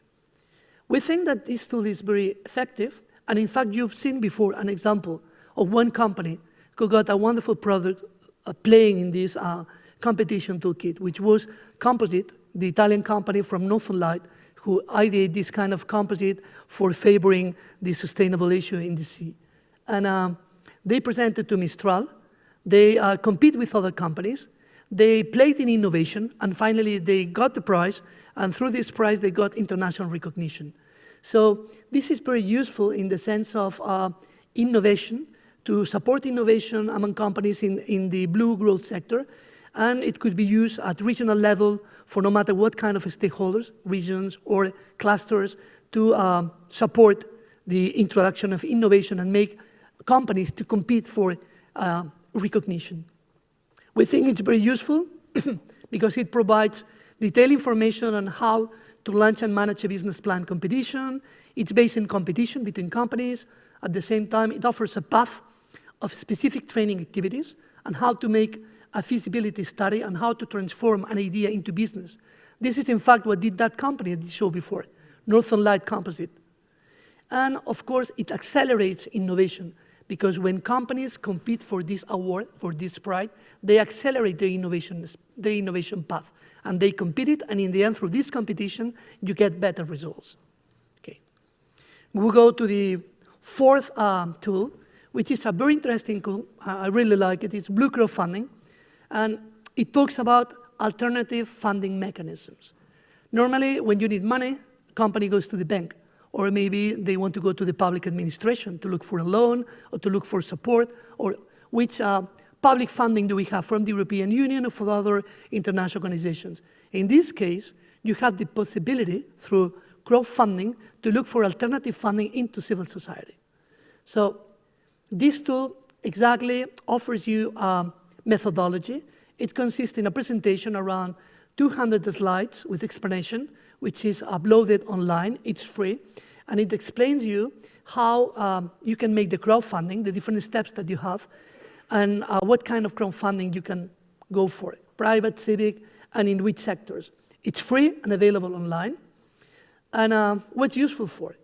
Well, we think that it can be of interest for any public sector or private company, because as an alternative economic funding system, you go there to look for alternative money. And we have many positive examples in Blue Growth of different companies that got very positive results using this tool. We have since very small companies that got 5,000, 6,000 euros, out to more complicated projects that got up to 1 million euros in some very complicated cases. So I think that this tool increases competence, and at the same time, it gives you some tips. If you are able to get money through crowdfunding, I assure you that you go to a bank and you can get a loan. Because first of all, the market is testing you. They give you the chance, they test you, and if you got it and you got the support of people, you have like a good business card presentation for going then to look for a major funding, either for public or private. So it's a first step for a bigger funding, and it's an alternative. And at the same time, it gives you the possibility of looking for extra money in the blue growth sector, which in fact needs extra funding for developing itself and for advancing in the creation of jobs. Okay? And we have here one tool that my colleagues, they know perfectly. I mean, from Bluephasma, it's the Circularity Self-Assessment tool. I'm not going to explain it in detail because they are the boss here, but just say that this is a wonderful tool. It's free, it's online. You can download it. It's like a questionnaire. The company download it. Once it's downloaded, it's very easy to read, and it offers you, it explains you what's the real position of your company in terms of circularity. So you answer some questions, and you got a result from the system saying you where you're placed. Here on the left down, you see this ladder with different colors. This is the European Union decisions circularity situation. And it supports you as a company. And you say, what is useful for it? Okay, companies normally, when they want to be more competitive in the market, they go for ISO, they have international accreditations, they have certifications. So if you want to show that you are in the circularity, and at the same time you are supporting the Green Deal, and you are a company that believes in sustainability, you also can get this tool that shows you what's your real situation from the point of view of circularity. And some of these tools, when you have a wider approach, they are like mixing, because you can have a 3 ppm business model, you have the economic, the social, and sustainable. At the same time, you can download this tool, and you can check what's the real level of your circularity in your company. And why not, you can have a certification, a special certificates of the sector, like an ISO.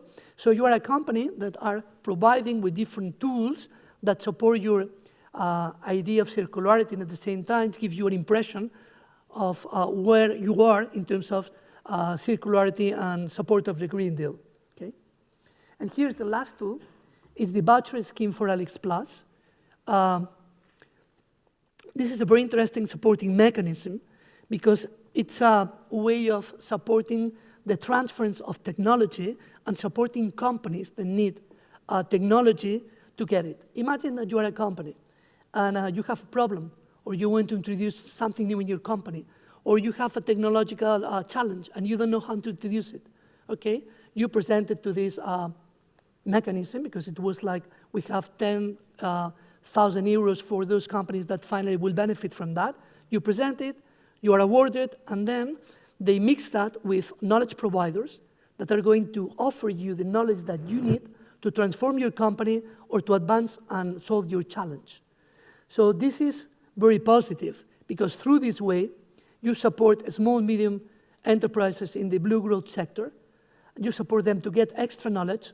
You support the transfer of knowledge, and you support this mixture between real companies and knowledge providers, and introducing challenges in the companies. And it's a wonderful way that has been, I think, translated into other Mediterranean programs, such as NECBC Med program, where you can see many vouchers schemes following this same scheme of companies that have a necessity or that have a challenge, and knowledge providers, and crossing this to favor the transfer of knowledge. So it's a very useful tool, and the only thing that I need is a cluster or a public sector or a region that supports and that offers this funding mechanism to attract companies, and at the same time to cross it with knowledge providers.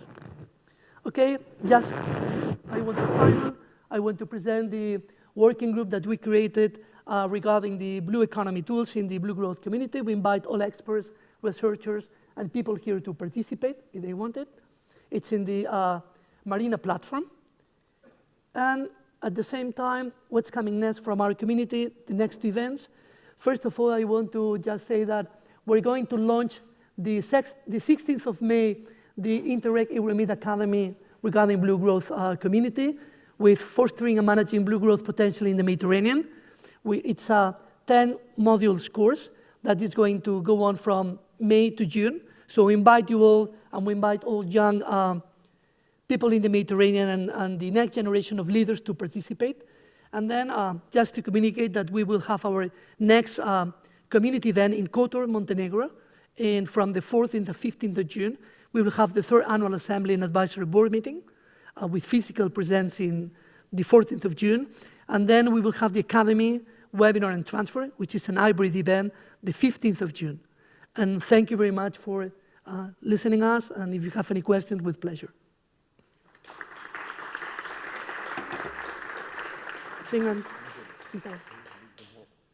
No.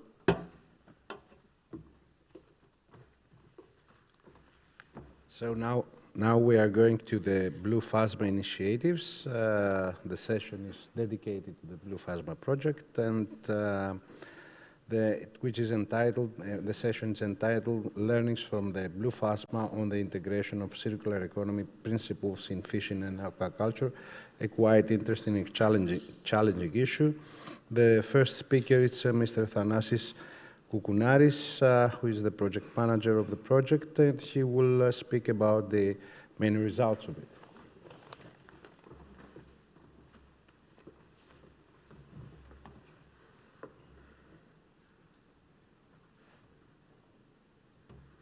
Hello to everyone.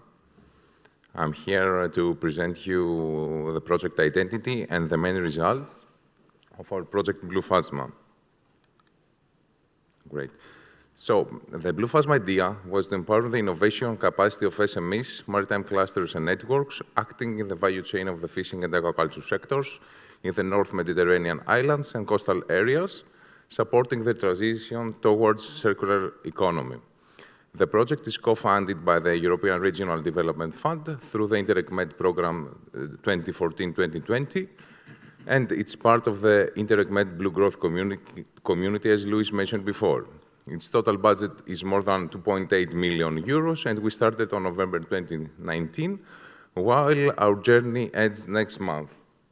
But for sure, during the programming period 2021-2027, we will valorize our results, creating new synergies under new projects to go a step further in closing the loop. You may wonder why we use the term Phasma. So, in a few words, the origin of Phasma is the verb pheno from the ancient Greek, and it means a cause to appear, bring to light, give life. Phasma has also a metaphorical meaning, the sum of identical elements with some differences of accomplishing a common purpose. In physics, for example, optical phasma refers to the analysis of a beam light in its individual colors. So, why Phasma is related to our project? Which meaning do we represent? We combine identical needs to solve our problems jointly. We generate new methods. We give birth to innovative ideas. Also, we analyze our problems to individual to solve every sub-problem separately, just like a beam is analyzed in individual colors. There are so many meanings for Phasma, and paradoxically, we are talking about all of them.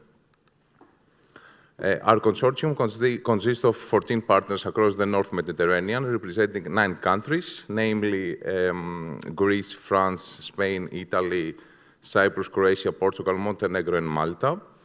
The partners cover 11 territories and are public authorities, clusters, universities, research institutes, and private companies.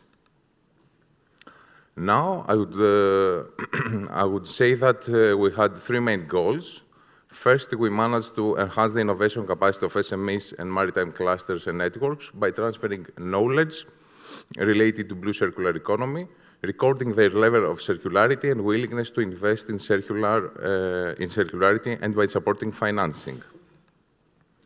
Second, we improved transnational cooperation and deep networking among SMEs, maritime clusters, and networks to facilitate transfer of replicable results.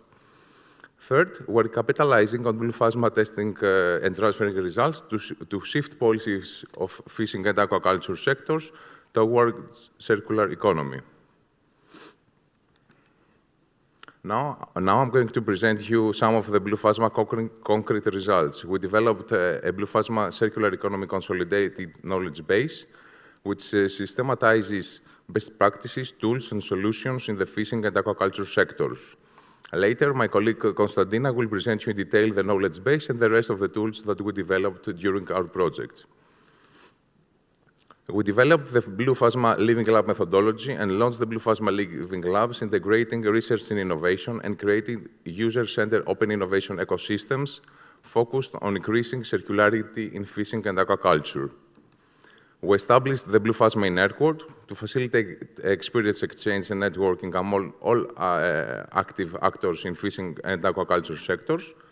And we're glad to tell you that almost 200 users across Europe and Mediterranean have already joined our e-network.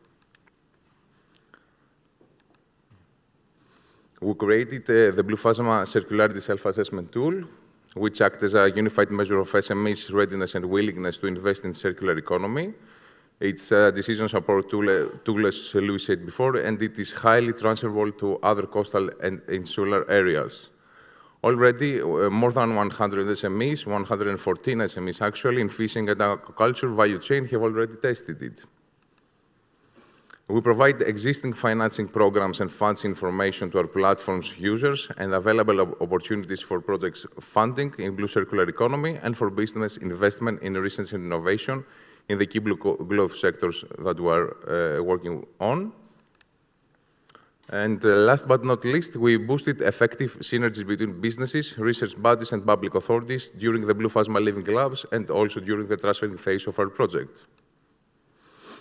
At the beginning of the Bluephasma project, we developed a memorandum of understanding, which was signed between the partnership and 52 private and public key actors in the sectors, committing themselves to participate actively in project activities throughout the project lifetime and beyond.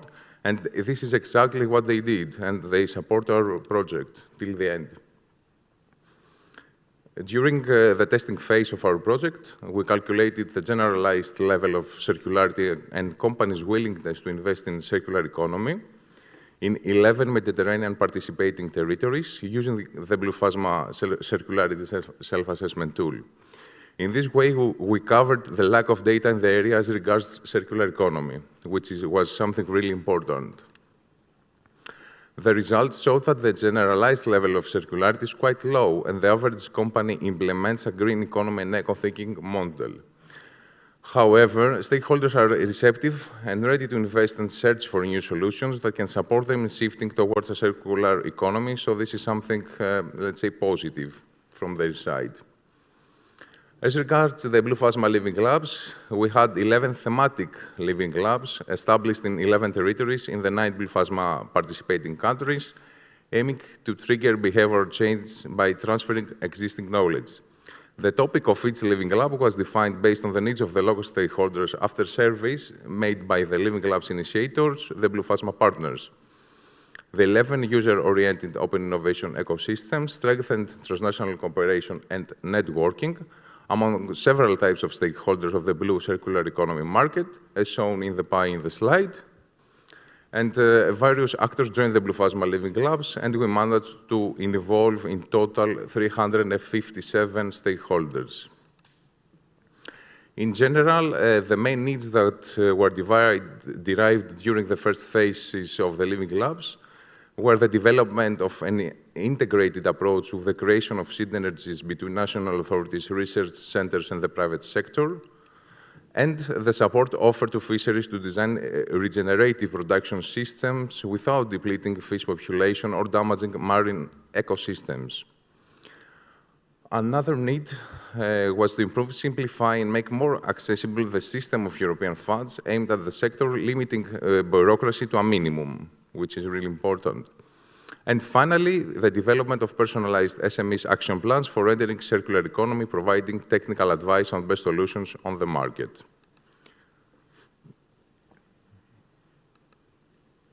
Okay. At the end of the labs, the benefits for the participations were the following: more positive attitude towards blue circular economy growth, increase of the participants' knowledge on circular economy best practices. We achieved the transfer of user-oriented solutions and exchange of experiences and concerns on circular economy. We supported SMEs to form new circular economy partnerships and to adopt innovative solutions.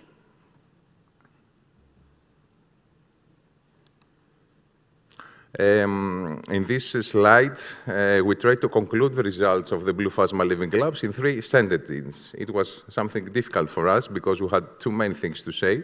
But firstly, I could say that there is a predisposition of fishing and aquaculture sectors to adopt circular economy and prioritize it as a key element in value chains.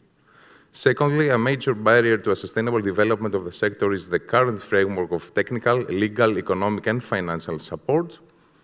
Lastly, the quadruple helix has to work together to overcome the latent risks and meet the challenges identified in the experiences lived through our labs.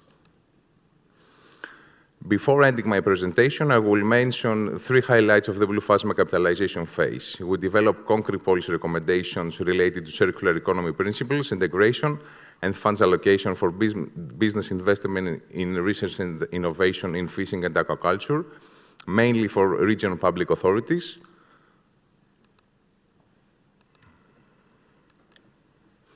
We developed the Bluephasma white paper identifying existing barriers to the development of a circular economy and proposing solutions to overcome the barriers in blue circular economy. Both the white paper and the policy recommendation will be presented in detail later on by Andrea and Carolina.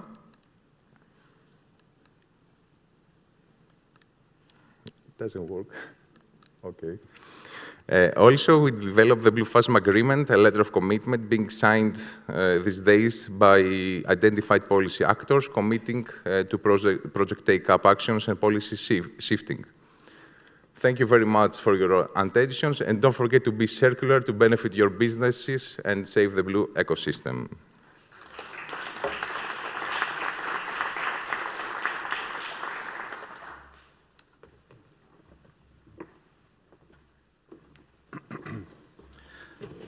We thank you a lot, Mr. Koukounaris, for his presentation. Now we go again to the representative of the University of Patras, Mrs. Konstantina Marousi, who is a senior project manager, and she will keep speaking about the main results of the project.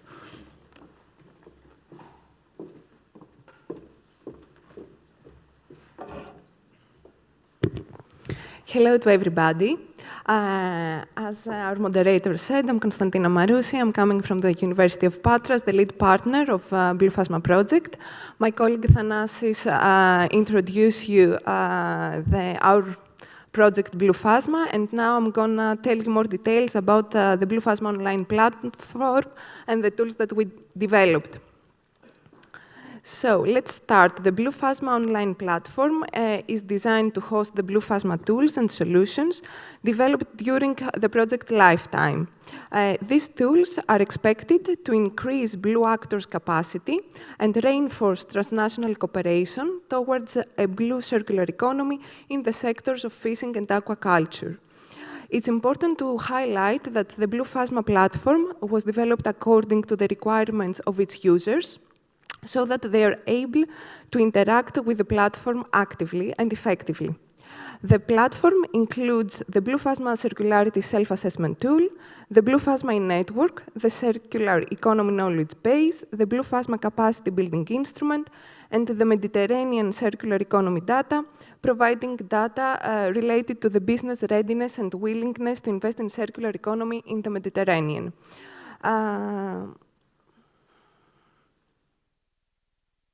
Let's start with the Bluephasma Circularity Self-Assessment tool, which was mentioned also by the Blue Growth community. The Bluephasma Circularity Self-Assessment tool is used as a unified Mediterranean measure of small and medium enterprises and enterprises' readiness and willingness to invest in circular economy, acting as a decision support tool. Users of the tool are the small and medium enterprises and businesses and clusters acting in the value chain of the fishing and aquaculture sectors. Upon registration, the user can use this self-diagnostic tool, which is formed as an online survey. It is simple, it is free and user-friendly, which is very important, and it takes approximately 20 minutes for the user to fill in it. Now the tool is available in 10 languages, English, Greek, Portuguese, Spanish, Croatian, French, Montenegrin, Italian, Maltese, and Arabic. Because we thought that it is very important to make available our tool also for the South Mediterranean countries. This will facilitate, of course, its use by the local stakeholders. The tool collects information in 8 sections, as you can see on the screen, which are related to the company's business profile, building facilities, general approach on circular economy and environment, eco-design, equipment, energy efficiency, choice of suppliers, distribution channels, waste recovering and repurposing, and willingness towards circular economy. Based on the user's answers, the tool automatically calculates the Circular Economy Readiness Index, CERI, showing companies' position at the circular economy ladder. CERI scale is from 1 to 4, and depending on its value, the user is awarded the corresponding medal, as you can see in the image. Also, the tool calculates the index of companies' willingness to invest in circular economy, WISE, in a scale from 1 to 5. After calculating the indexes, the tool generates personalized guidelines and recommendations towards circular economy. These results are the added value for the users, since they help users to review their current business practices, compare them with the provisions of the circular economy, model and identify areas where new and improved solutions may be developed and introduced. Also, I would like to remark that not all questions are to be answered by all users, and that the online survey is dynamic depending on the user's profile. For example, if the user is related to fishing or to aquaculture or to both sectors, if the user is involved in primary and secondary production or distribution of products or retail, etc., etc. The second tool is the Bluephasma network. This network is established to facilitate experience exchange and networking among all actors of the fishing and aquaculture sectors. Through this transnational network, the interested stakeholders are able to communicate, exchange knowledge and experiences on topics relevant to the blue circular economy and get informed about updates on blue circular economy in fishing and aquaculture. 195 identified key actors of the fishing and aquaculture sectors have already joined our Bluephasma network, representing actors from the quadruple helix, SMEs, enterprises, clusters, networks, business support organizations, public authorities, civil society, universities, etc. Users have to register first in this user-friendly network, and then they will be able to make posts, chat with other members, reply to other posts, and exchange. So we invite you to register to our network to be updated. We continue with the Bluephasma circular economy knowledge base. The knowledge base is systematized in the most effective way, existing innovative practices, tools, recommendations, solutions, and methods related to circular economy in the key blue growth sectors of fishing and aquaculture. This well-organized online library transfers existing knowledge and best practices to relevant SMEs and maritime clusters and networks, and support them to increase their innovation capacity and competence in blue circular economy market. This information is offered for free to all key actors of the sectors aiming to change their current thinking in the blue circular economy. Users can also add their own best practice and make it public through this base.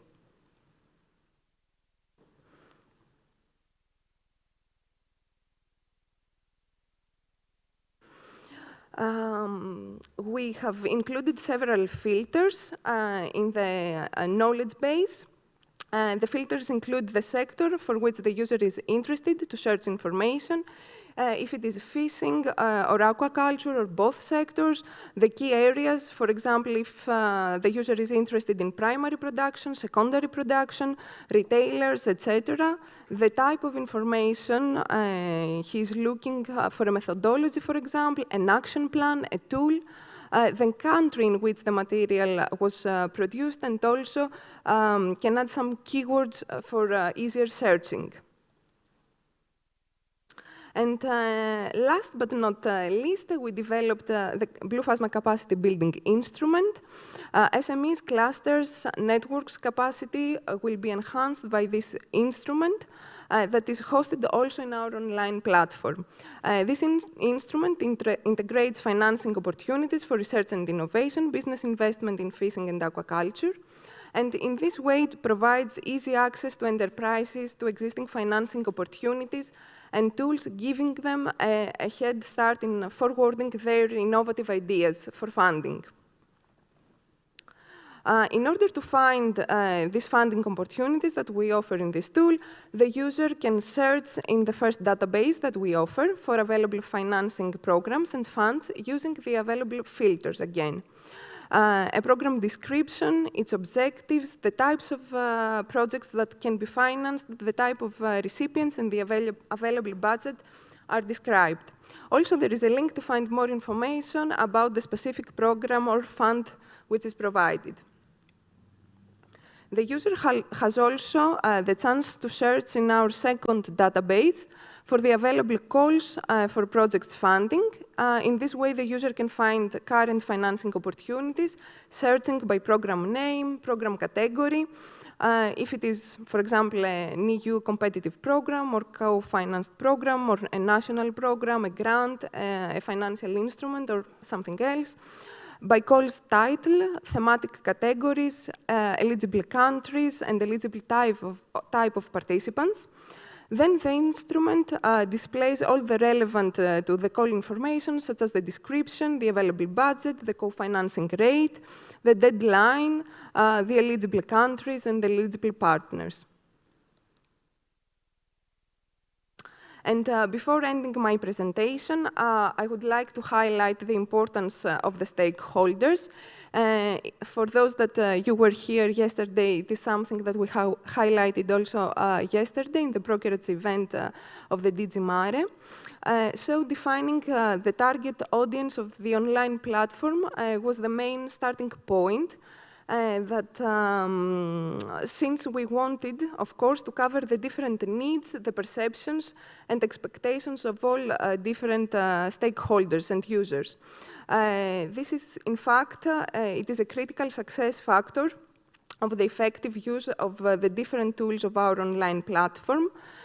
We achieved to involve quadruple helix stakeholders related or interested in the fields of fishing and aquaculture and the entire fish chain, including large enterprises, SMEs, business support organizations, academia and research organizations, public authorities, I'm finishing, yes. And of course, citizens. And what we aim to do now is to further transfer our tools and the online platform, not only to the North and South Mediterranean, but also beyond. Thank you very much for your attention.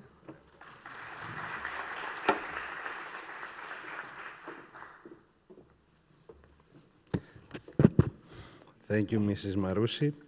So now the floor is given to Mr. Andrea Alvito, who is Research Fellow in IMC Foundation of the International Marine Center, who will speak about the white paper.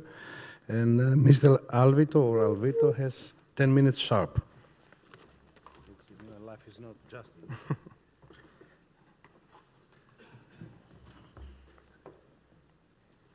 Good morning, everybody.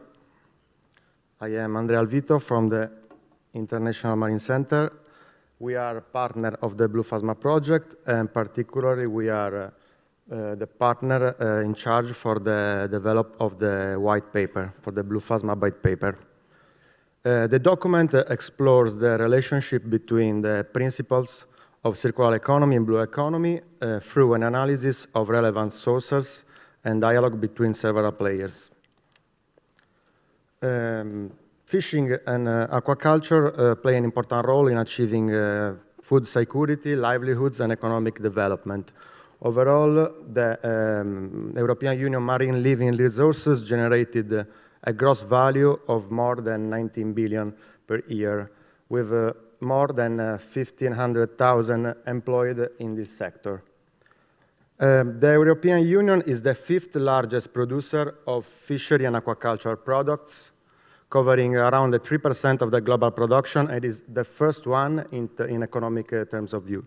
In average, a person in the European Union consumes more than 24 kilos of fish per year. These fish, for 3/4, come from the wild, while the remaining part, 25%, come from aquaculture. In 2019, the European Union self-sufficiency rate stood at 41.2%, reflecting a downward trend in the European Union catches and a subsequent increase in imports. Let me now explain the methodological background we followed for the development of the white paper. First of all, we collect all the relevant European Union and national legislation on sustainable aquaculture, on the production and consumption on primary sector, and on circular economy.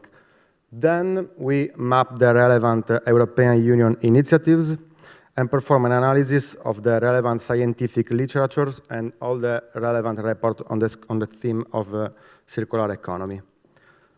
We identify drivers and barriers for circular economy for fishing and aquaculture, and particularly we identify the cultural, social component that refers to the attitude, to the perception, and to the beliefs for all the relevant actors. The institutional governance component is related to all the elements created by the legislation and the regulation that directly or indirectly influence the development of circular economy in the sectors. The economic market component refers mainly to issues, the elements that could influence the creation of a competitive market for secondary raw materials, and the marketability characteristic of the materials and products. The technological environmental factor is mainly related to the knowledge and to the capacity to develop solutions for improving the reuse of materials and the eco-design. Cultural barriers for customer are mainly the culture of the customer to buy new products, while circular economy is based on reuse and on secondary hand products. The lack of customer awareness on the externalities of products, including food, and the reduced willingness to pay for second-hand products. The cultural barriers for producers are the resistance, the company culture that still is based on a linear system. The demographic characteristic of most fishermen, particularly small groups where there is a limited turnover, but the local communities could play an important role in supporting sustainable fisheries and aquaculture, especially in small communities. Effective communication could support the community participation and social engagement to achieve the acceptance, for example, for aquaculture. Institutional drivers, European policy are currently the main driver in the adoption of circular economy in fishing and aquaculture. Even if an analysis of the European legislation revealed that there are more detailed documents concerning agriculture than aquaculture and fishery. For example, the Circular Economy Action Plans, the action plan, inside this document there is little or not targeted indication for fisheries and for aquaculture. Institutional barriers are delays in the adoption of the maritime spatial planning and the limited circular procurement. While from the technological factors, it is important to promote eco-design. To promote eco-design implies the adoption of methodologies such as life cycle assessment for effective performance evaluation. Inside the document, we proposed 4 proposals to foster circular economy in fishing and aquaculture. The first one is improve the attitude towards a circular fishing and aquaculture by promoting knowledge of circularity through a more integrated and collaborative production system. Adapting a target communication strategy to inform researchers, policy, and decision maker, and consumer about the best practice and technologies. Upskilling the fishing and aquaculture workforce to be able to make transition toward a sustainable and circular fishing and aquaculture. The second proposal is a review of the current legislation, which aims to adopt the end-of-waste criteria for promoting an easy reuse fishing and aquaculture waste. Make integrated multi-trophic aquaculture, biofloc, and aquaponic possible in the European Union countries to encourage the related research and technology transfer. Adopt sectoral and targeted eco-labeling and certification schemes quality standards, and promote a higher integration in the adoption of the European Union legislation and reduce heterogeneity among member states' legislation. Still, on the review of the current legislation is needed to support the adoption of the most relevant policies, especially the adoption of maritime spatial planning. Introduce the agri-environmental payments for the positive externalities provided by fishing, aquaculture to effectively support ecological transition in the sector. Eliminate virgin material subsidies and introduce taxes and economic incentives to internalize externalization and make secondary raw material more achievable. Promote measures to reduce marine litter and pollution related to fishing gear, abandonment and loss through the application of existing legislation and the promotion of new circular tools, such as the return deposit in harbors. Develop circular economy consistent business model for secondary raw material byproducts to achieve more lucrative markets is strong requirement for opening these opportunities to the fishing and aquaculture sector. Promoting information on benefits achievable by an efficient use of resources, promoting information on benefits, circular waste management, and secondary raw materials. Promoting circular procurement to support secondary raw material and remanufactured products, markets, and low-impact products.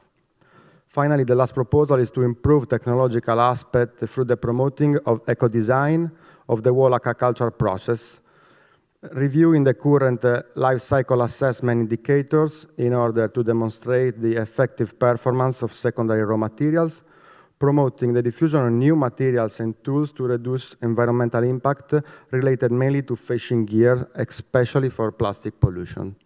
Thank you for the attention.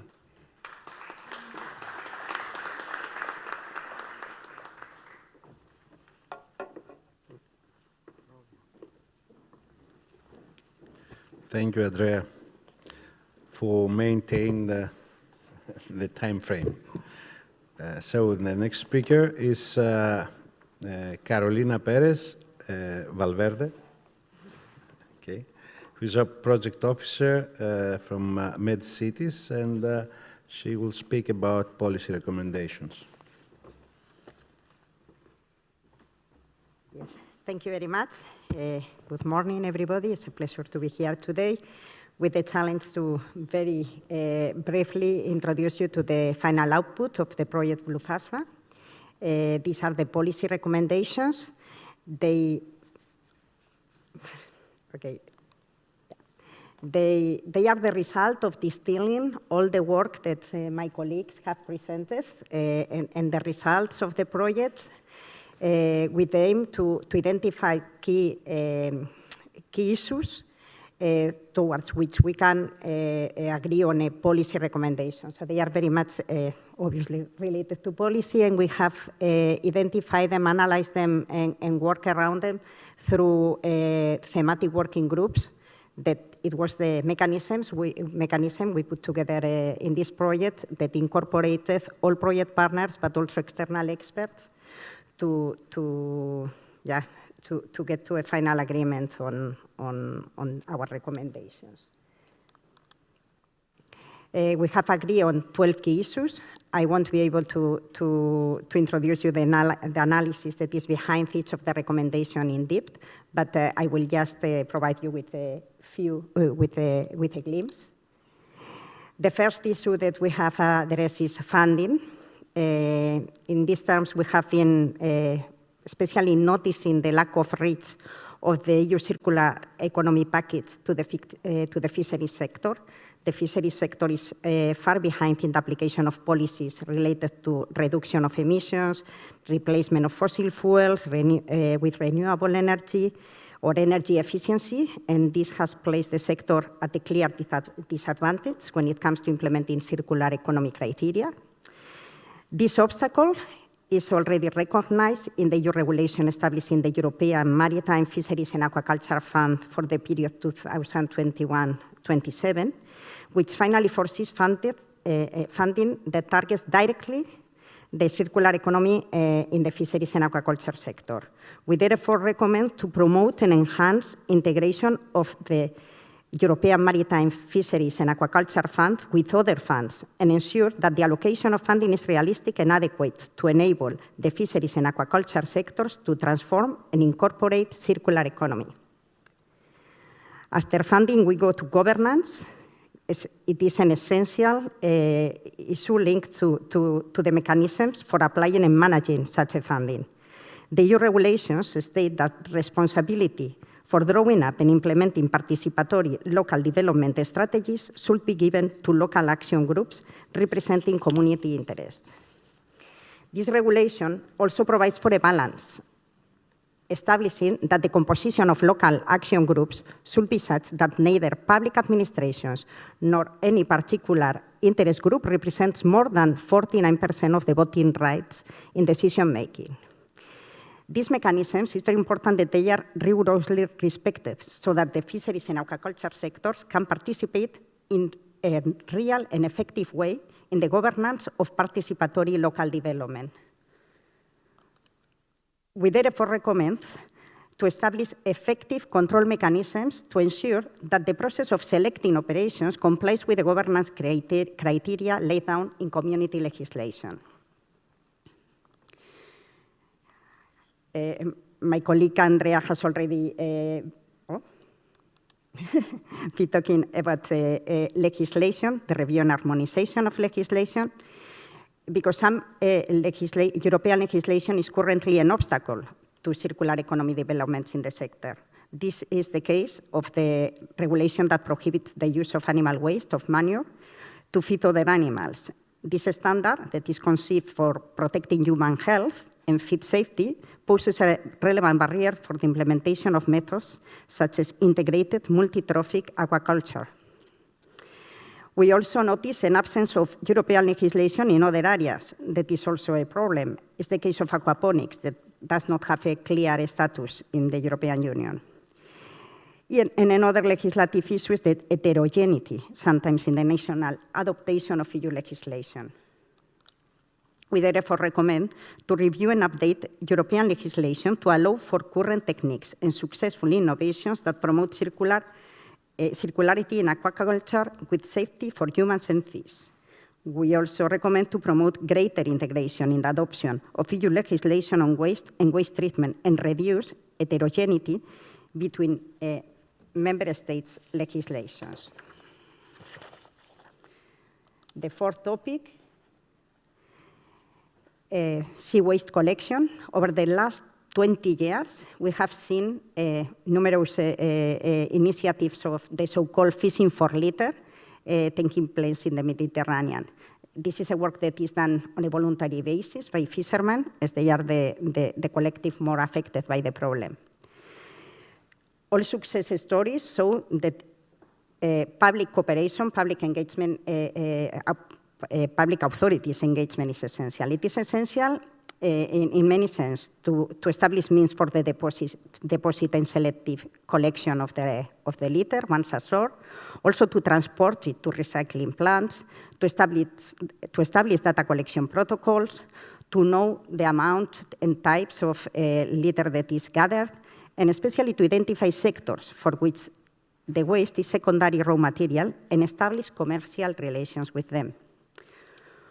We therefore recommend to promote legislation, green fiscality, and public-private cooperation for the consolidation and efficiency of sea waste collection by fishing boats, developing an integrated system as well as financial and logistical measures for their management and means for data collection. Related to this, we have the need for innovation, turning waste into profits. There are several sources of fish waste, both from fisheries and aquaculture, and there are already various recovery options identified through research and through projects. If fish and shell waste is to be reintroduced into the economy in sufficiently significant volumes in environmental terms, it needs to be mainstream. Because of the wide variety of options, it is an opportunity for companies in the sector and new entrepreneurs. But it requires clear institutional support and a boost to its commercial launching in the market. Real support for these initiatives must go with appropriate fiscal regulations that recognize the environmental contribution they made. And we therefore recommend to encourage viable and sustainable economic models for the transformation of waste into profit by supporting the development of existing and new projects and developing environmental compensation mechanisms. We continue with waste. Unlike the agriculture sector, where end of waste criteria has been clearly established, in the fisheries and aquaculture sector, this has not yet been done. And this affects the effectiveness and efficiency of waste separation and its subsequent recycling. In addition to this gap, we have other difficulties, like, for example, that the waste and the points of waste production in fishing and aquaculture are very diverse. We know that the waste generated by fisheries and aquaculture has many possibilities as secondary raw materials, but we need to count on data and to assess the viability of these initiatives. For that, we need to adopt end-of-waste criteria for promoting an easy reuse of fishing and aquaculture waste and promote appropriate mechanisms for the quantification and sorting of waste. As to collective organization and action, in the case of the Mediterranean fisheries and aquaculture sector, the production is mainly in hands of small companies and fishing cooperatives. In most cases, they have limited turnover, are severely affected by weather and climate change, and are still facing COVID-19 pandemic consequences and now the energy crisis. The promotion and support of coordinated collaborations among producers, 1 minute in the 7. Well, I will pass to the recommendation then and go quickly through the others. 50 seconds. Support the process of strengthening and developing collective organization and multilateral cooperation frameworks for joint responses to common challenges and opportunities. As to eco-labeling and certification schemes, what we notice is the gap in eco-labeling and certification for secondary raw materials and byproducts, and therefore we recommend to support the process of strengthening and developing collective organizations and multilateral cooperation frameworks for joint responses to common challenges and opportunities. If we pass to technology transfer, we promote technology transfer and legislative funding criteria accordingly to foster innovation both in the selectivity of fishing tools and in the fishing activities and energy efficiency. I will go directly to the recommendations as we are back on time. Then knowledge dissemination. It's clear that we already stressed that it's needed to adopt a targeted communication to disseminate information and promote the knowledge on circular economy among the sector, consumers, and decision makers. And we go to the last two recommendations that are related. One is the generational turnover, that we know all that is a serious problem in the fisheries and aquaculture sector. And we think that all this innovation in blue circular economy is an opportunity to attract young people to the sector and generate new sustainable products and services. And we therefore recommend to promote the blue circular economy and the funding to be earmarked for its development with a strategic vision in terms of generational renewal. And this also applies to gender equality. In the same lines, we recommend to promote the blue circular economy and the funding to be earmarked for its development with a gender perspective, as we also think that all these new opportunities will be suitable to attract women to this sector. Just to close, as it was already mentioned, what we seek now is the engagement to make all these recommendations be adopted through different instruments, like the Bluephasma letter of commitment and the Bluephasma agreement, that we would like to invite you to study and sign and join us to make sure that the project has a future implementation into policy. And that's all.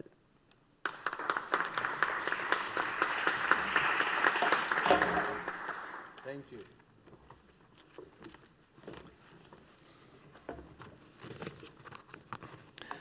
On my behalf, I thank everybody for a very concrete and interesting presentation. Now the floor is given to the moderator of the next session, who is Amanda Alonso, Policy Area from SCP-RAC.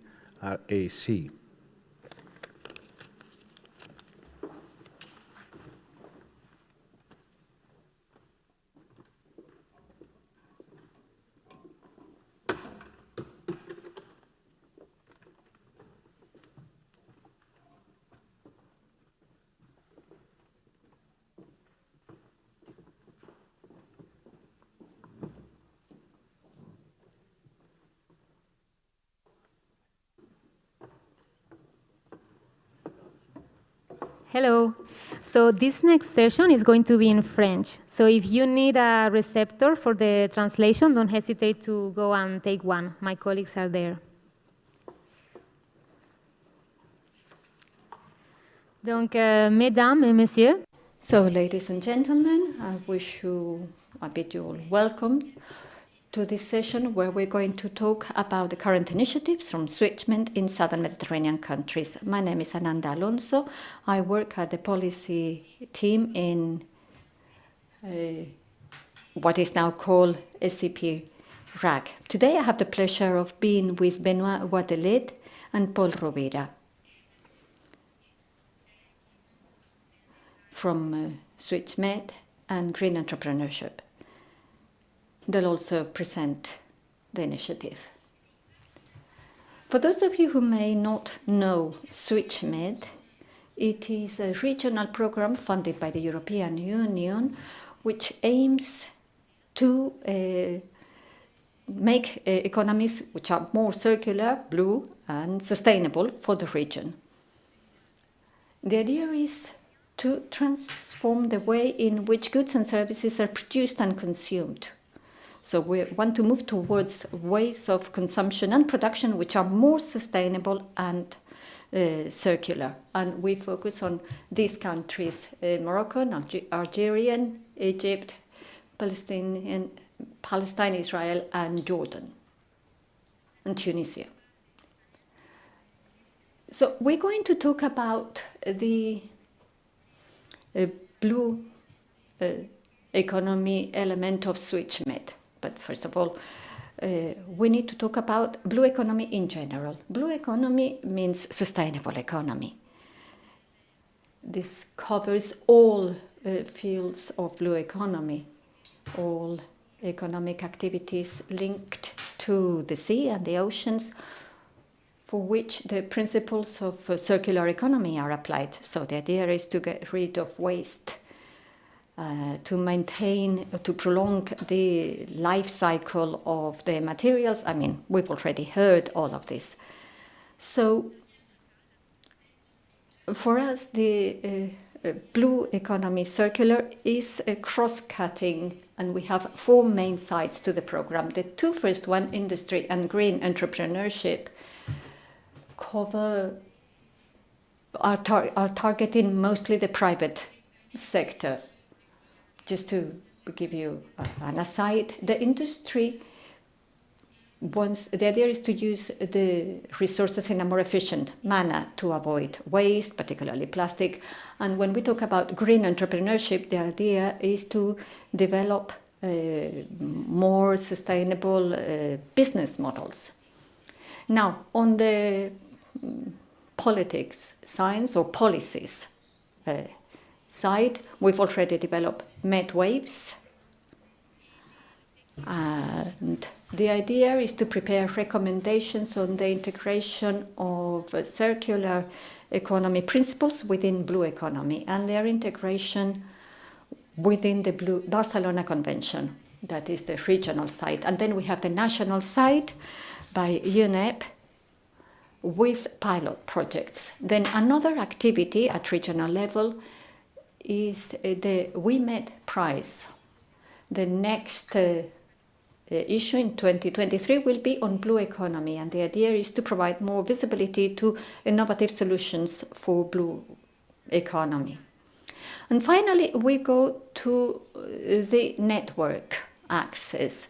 The idea is to share knowledge and best practices amongst stakeholders. So the idea is, for example, to foster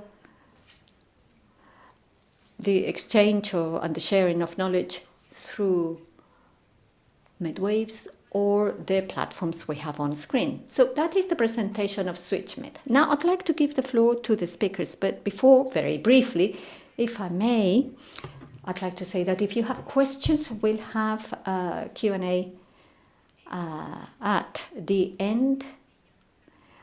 For the participants here and those online, please send us your questions. I now leave you with Benoit, who is a Blue Economy team leader at Switch, met at Unido. Thank you very much.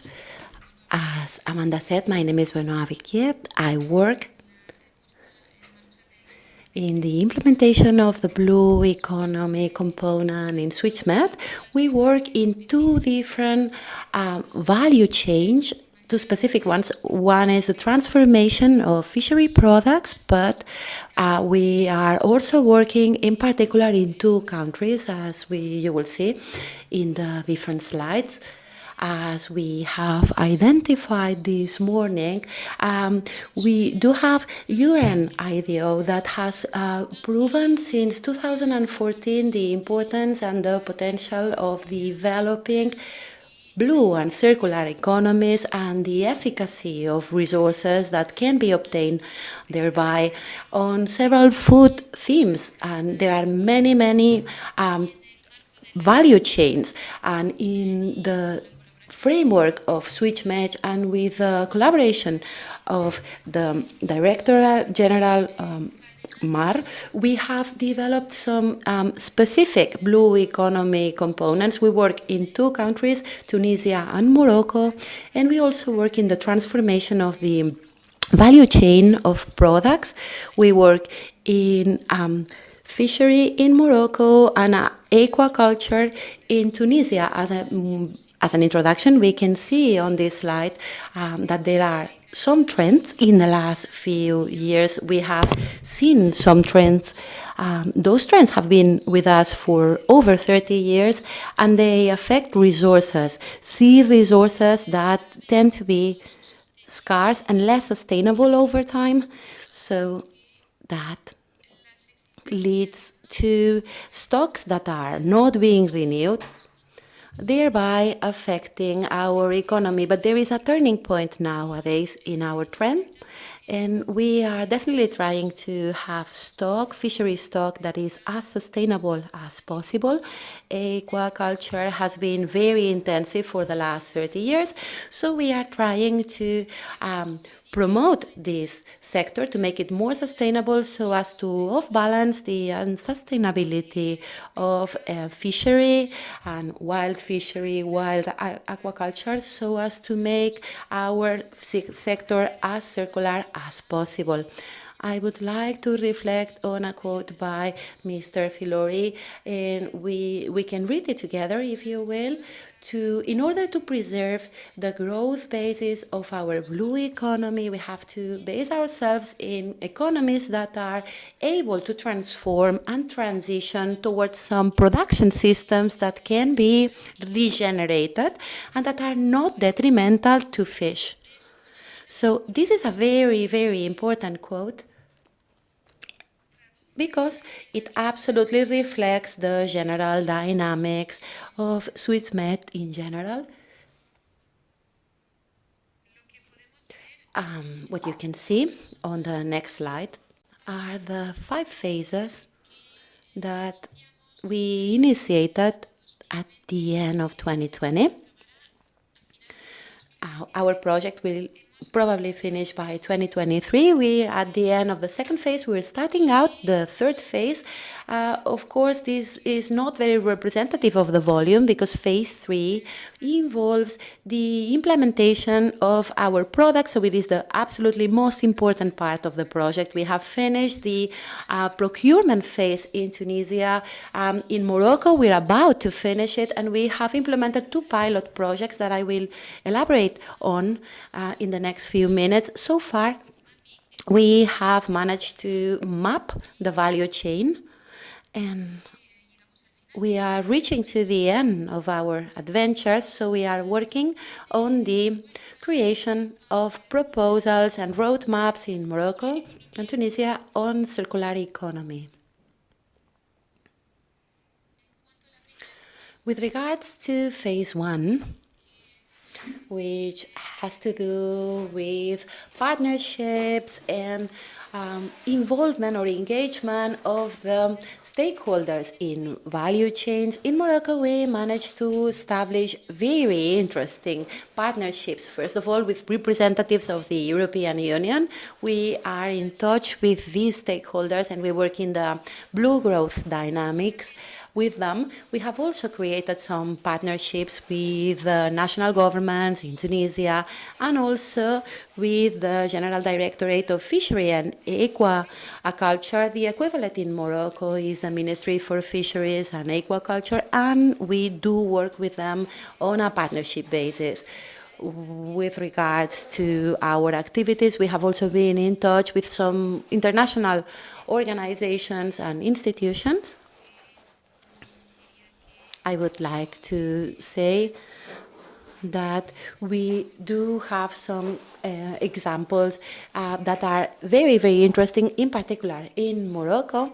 And finally, we were able to exchange ideas and get in touch with some private agents, private actors, which can help us with the study of the value chain.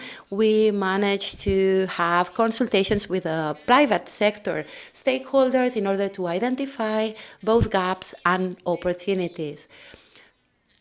In this slide, you can see the approach we took during phase 1, the mapping of value chains. We managed to create 2 reports. Both are accessible online. Our approach has been cross-sectional, and we have managed to identify in each of the main sectors some particular needs, but also some cross-sectional needs to create flows and interactions across sectors. We managed to consult several stakeholders from the sector, and we worked with a national expert group whereby we established an analysis of this added value chain both in Tunisia and in Morocco with product flows. And with regards to resources and efficiencies, we have been analyzing the energy flows and material flows in order to obtain some insight on the different resources that we need to manage. I would like to provide you with some context, both in Morocco and in Tunisia. Fishery expectations are high in both countries, so our strategy is to accompany national efforts through innovation products, but also through the enhancements of the sector. With the help of innovation in Tunisia, we created an aquaculture plan that is absolutely ambitious for the project 2022-2030. And in this case, we are trying to provide support to all the stakeholders in the value chain. Briefly, because of time constrictions, I would like to remind you of the most important aspects of the mapping that we developed in our project. This is Tunisia, and we can see on the graph on the right-hand side that during the last 30 years, aquaculture in Tunisia has been growing exponentially. And our approach has always been to provide sustainability. This is essential, and it is something that has to be conducted by us because we are in a country where production tends to be quite simple with regards to shellfish, but there is a very important potential for development with regards to food and feeding systems. We have realized that there is a huge dependency on imports and a huge competitiveness across Tunisian companies. Our role has been to provide support to the industry so as to make them more autonomous in the production of these type of products. Our experts have also been able to assess that 60% of production costs depend on feeding.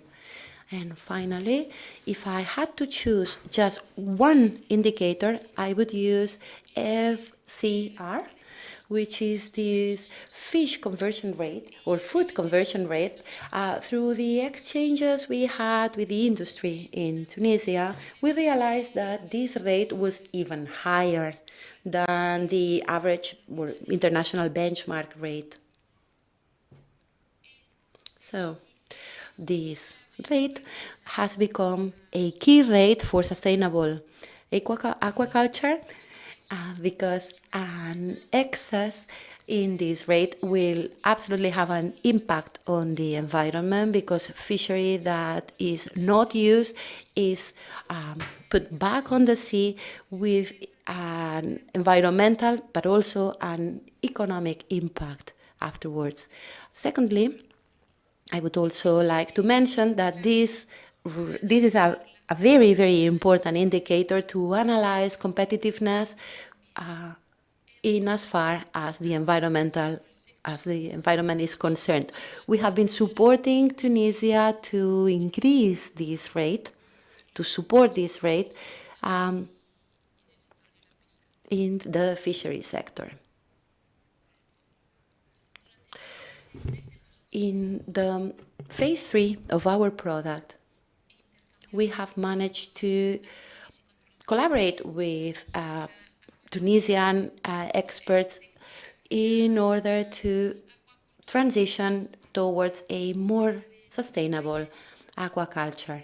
I don't have time to explore this in detail, but this is a project pilot that allows us to conduct some measurements, like pH measurements, for example, and based on some environmental considerations, we can identify 3 or 4 technologies that can be adapted to the local Tunisian context. Our aim is always to test under real circumstances this pilot project. I would like to show you some more data regarding this pilot project. We managed to test it in aquaculture farms with interesting results. We identified a platform.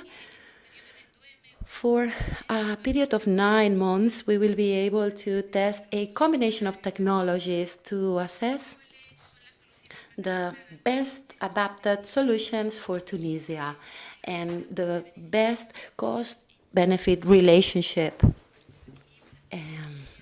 On this slide, we have managed to explain the main results of this pilot project. For the 9 months, we are doing some capacity building activities. We have at least 20 farms participating. We conduct some maintenance activities as well to ensure this capacity building process.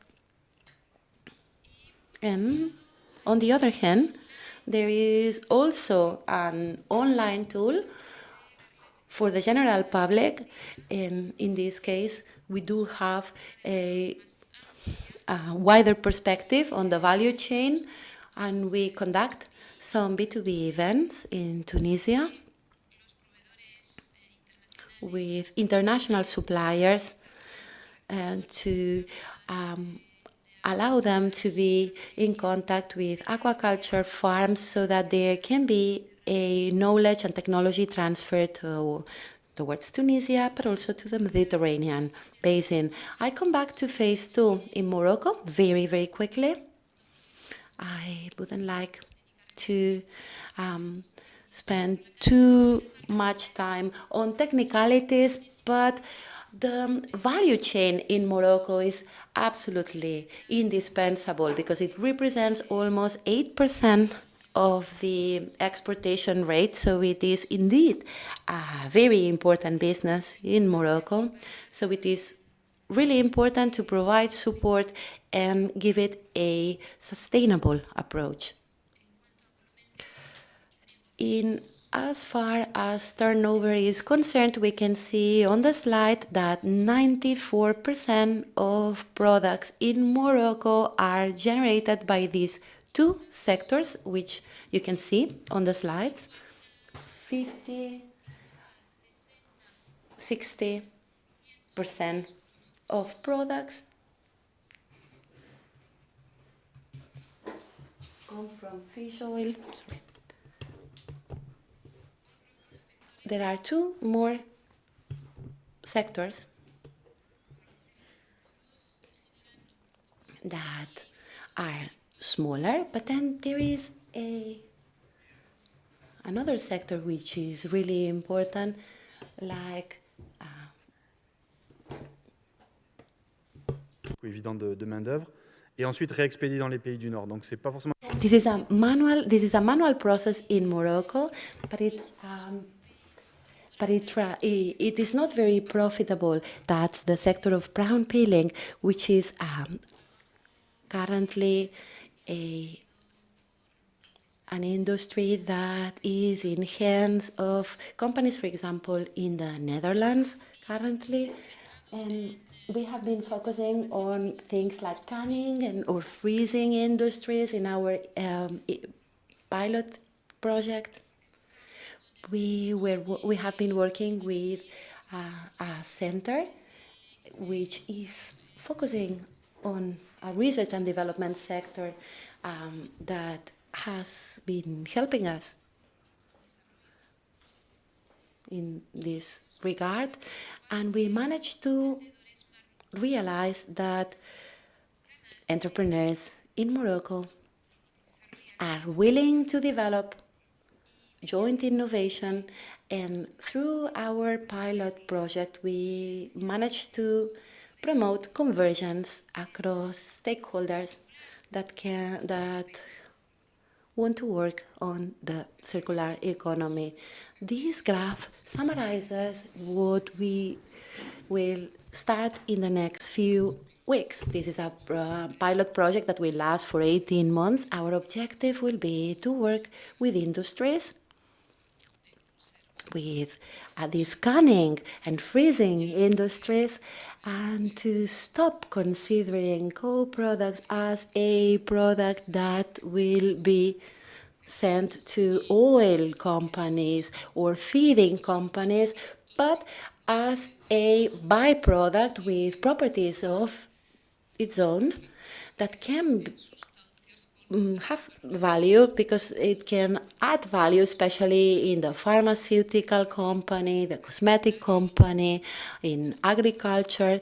This morning we were mentioning this, and yesterday we mentioned it as well, but our pilot project is trying to work with industries so that we can segregate these byproducts, whereby adding value at an industrial scale with a big integrating partner based in Agadir. We have already identified this partner, and of course with this group there will be an experimental campaign to separate these byproducts, to preserve their quality,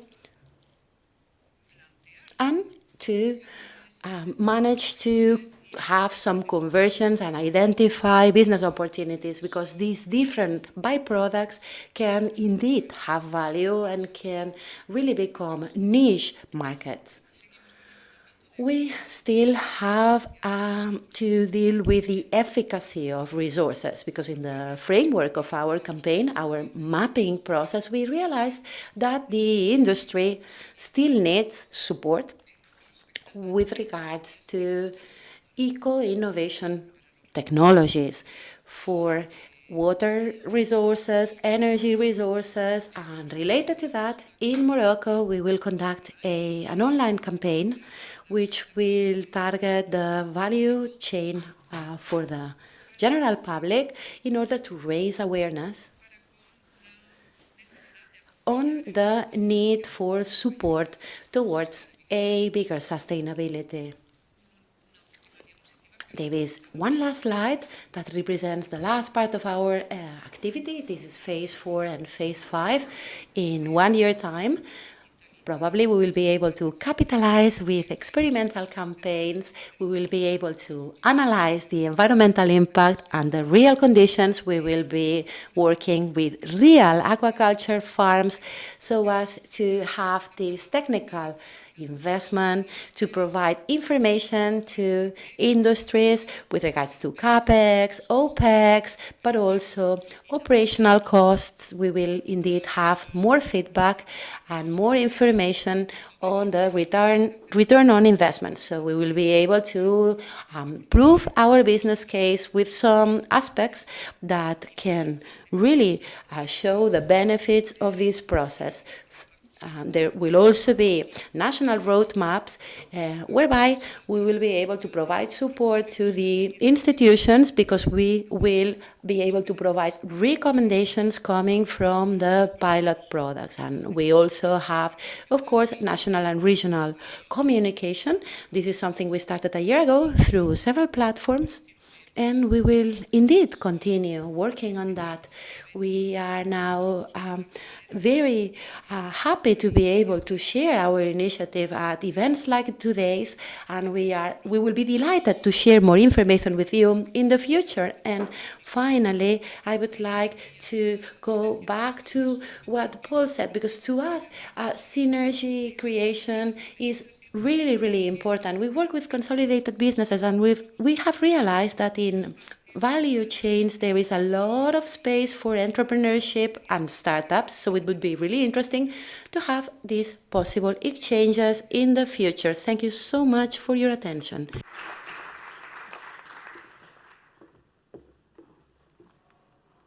Bonjour à tout le monde. Hello, my name is Paul Rovira. I lead the project on circular economy for the Regional Activity Center for Sustainable Consumption and Production. And yeah, that's we used to be UNEP-MAP. We are now SCP-FRAC. You've been warned.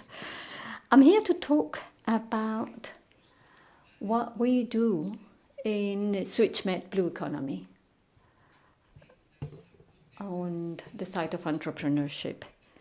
We've seen how we are providing support to private and public agents, and we're going to see how now we also provide support to Blue Economy, particularly for entrepreneurs. First, we need to see what we are talking about when we talk about eco-entrepreneurship in SwitchMed. So first of all, let me talk to you about eco-entrepreneurship in SwitchMed. We had an initial phase up until 2019. We went to second stage, 2019 to 23.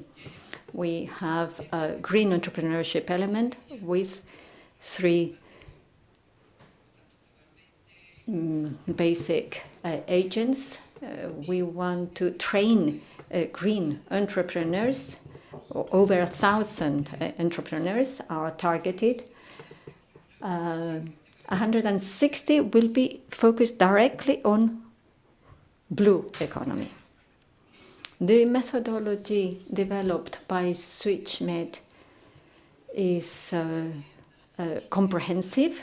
We provide support to the eco-entrepreneurs from their very initial training on green entrepreneurs until the implementation and access to market. And we also provide support in communication issues. So it really is a comprehensive support throughout the path. And as I said, we're now on second stage from 2019 to 23, where we are implementing these green entrepreneurship projects that came from the previous stage. So the 3 main agents we are targeting are green entrepreneurs, but also the organizations that provide support to companies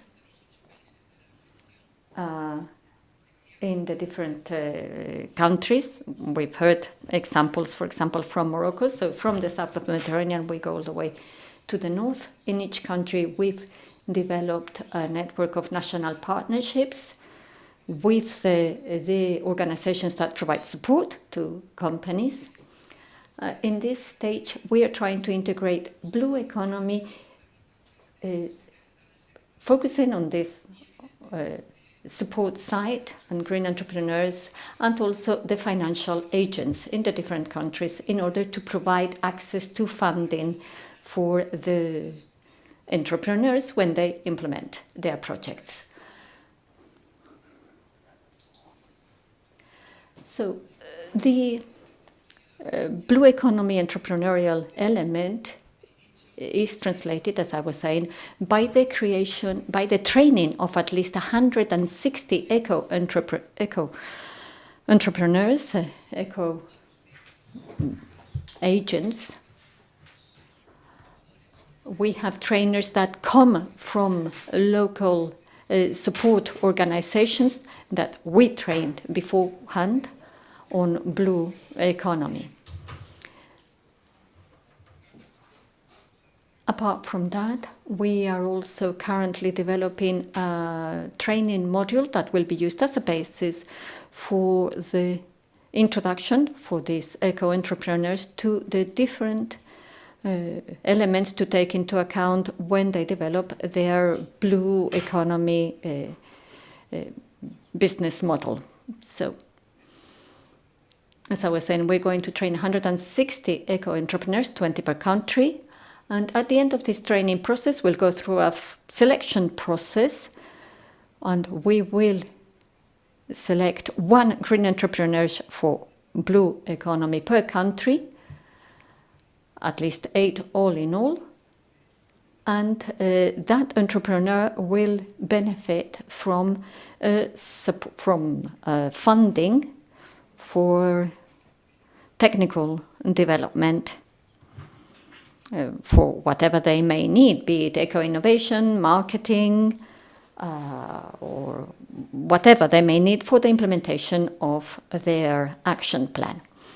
At the end of this incubation process, we will go to blue economy forums where we will see how the success stories coming from the program are presented. So the companies that will by then be a reality will go to the fora, and we'll see also the presentation of the national reports and the main lessons learned from the whole of the program. So let me tell you about, that is what we're going to do in the future. So what have we done so far, or what are we doing? We started less than a year ago. And so far, we've drafted a draft report, which is what we have today, on the question which are the section where we have more opportunities for eco-entrepreneurs, so for sustainable economy within the blue economy. The preliminary conclusions are that, as we have already heard, from our policy department colleague, is that there are certain fields which are particularly easy to work with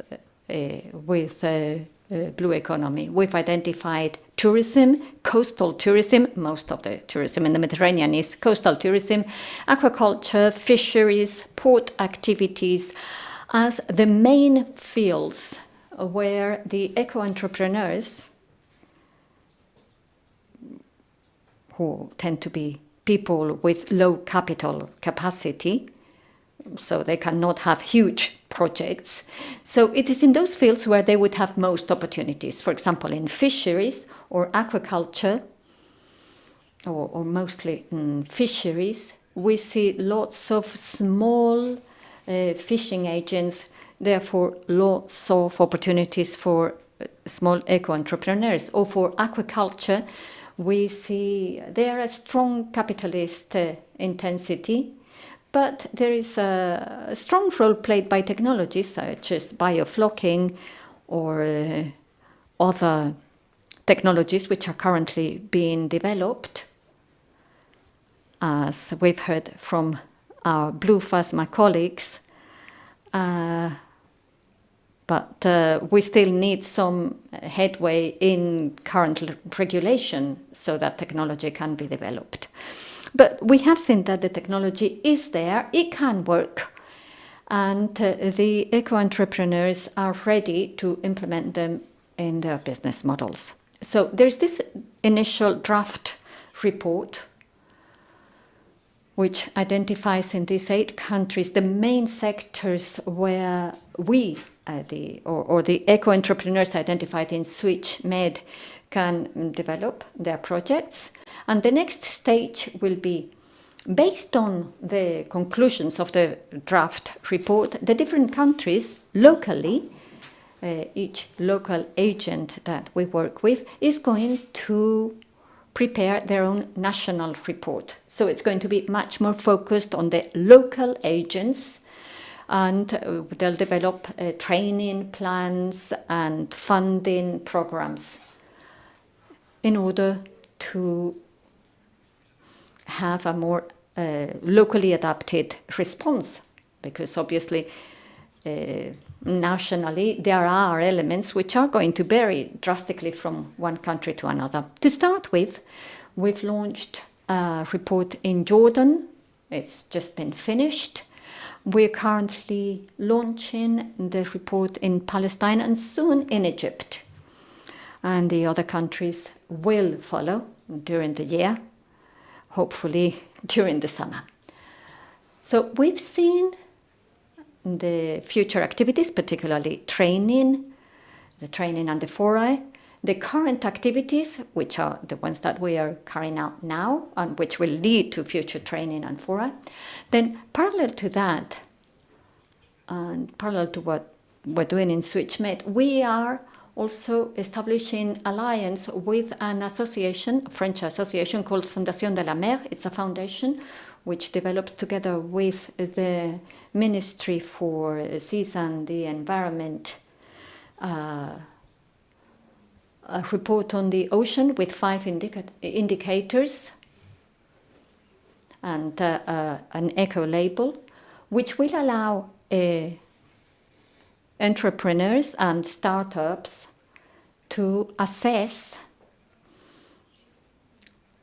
what is their impact on the seas and the oceans.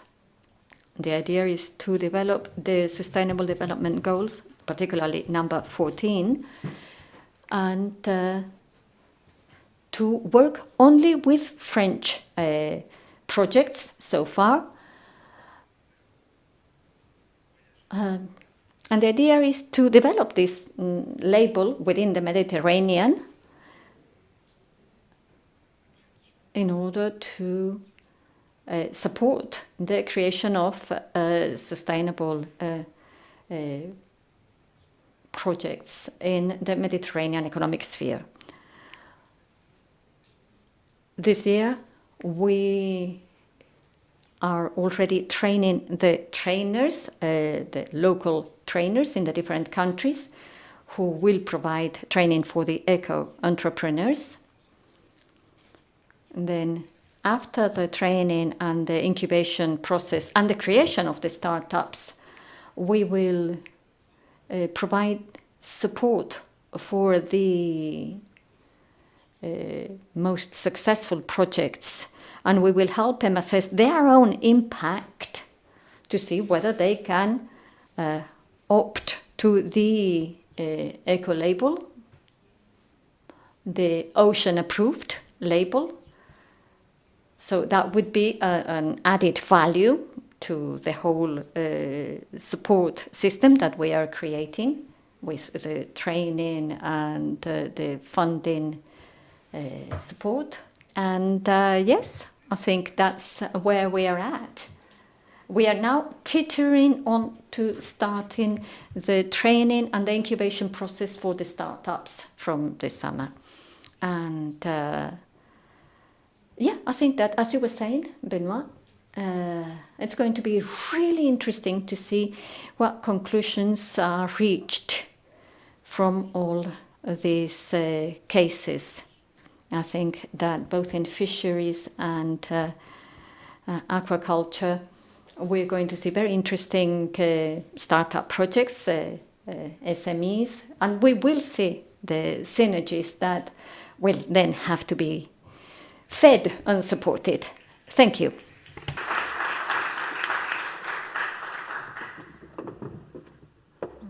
Merci à tous les deux pour vos présentations. Thank you very much for your presentation. I was thinking that we are reaching a very important point at this program. As you know, there are many things to implement yet. We have been conducting some training, but we have this opportunity to build synergies. So if you are interested in collaborating with us, please let us know. Should you have any questions, if there is a microphone, that would be really interesting. I have a question for Benoit. You presented the activities in Tunisia and Morocco. How will you extend or expand all these activities to other countries in the Mediterranean basin, other countries that are interested in the projects you mentioned?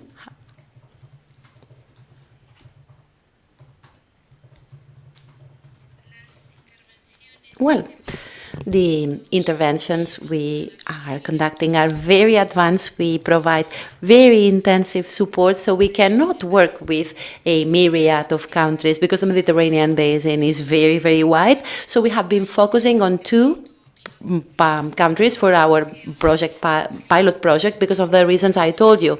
Aquaculture is very important in Tunisia, so we wanted to help them with the sustainability, and the transformation business in Morocco is an economic pillar. This is why we also chose it.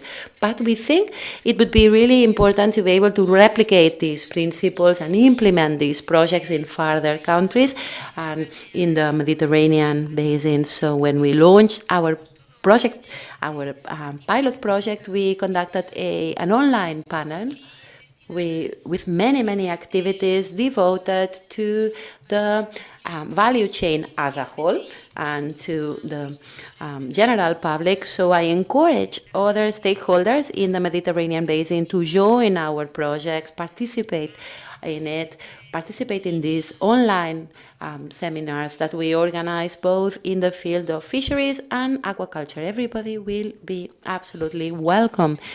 Do you have any questions, any further questions in the audience? No? Okay.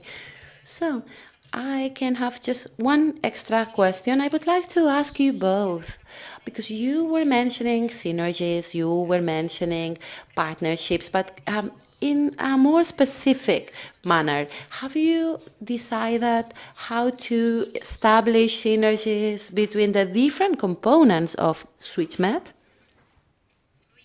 Can you hear me well?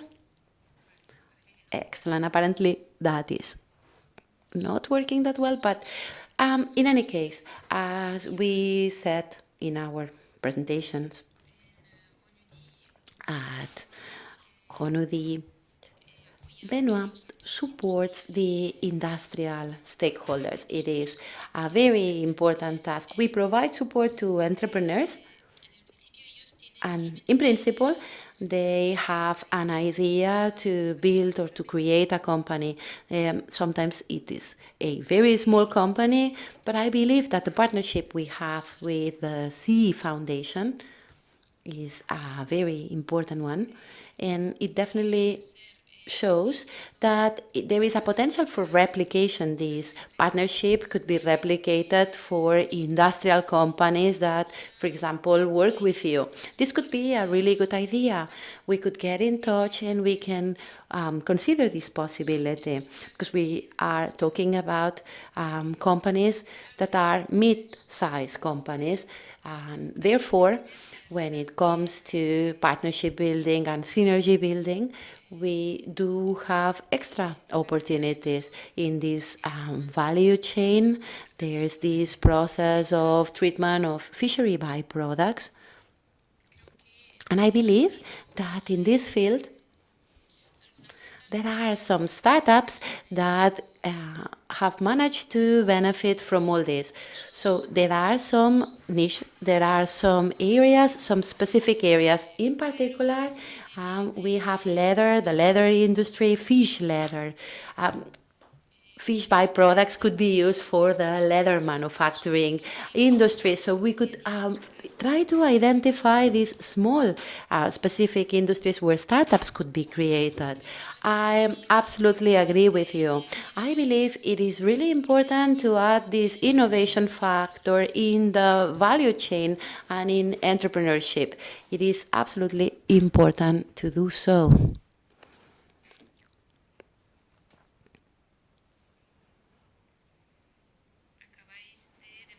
You have just proven that blue economy, circular, sustainable economy is beneficial not just for the system and the environment, but also the economy, because it allows us to increase the production and benefits of companies as well. So, after all together, we will be able to really realize this change to make it possible. Thank you so much for your time. Thank you so much for your participation.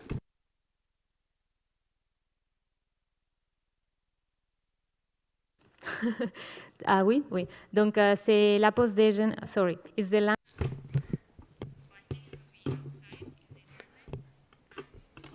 A bit shorter than foreseen. Just 1 hour break. So I think we're going to close the room. So if you want to leave the things here, the room will be locked for 1 hour. Thank you.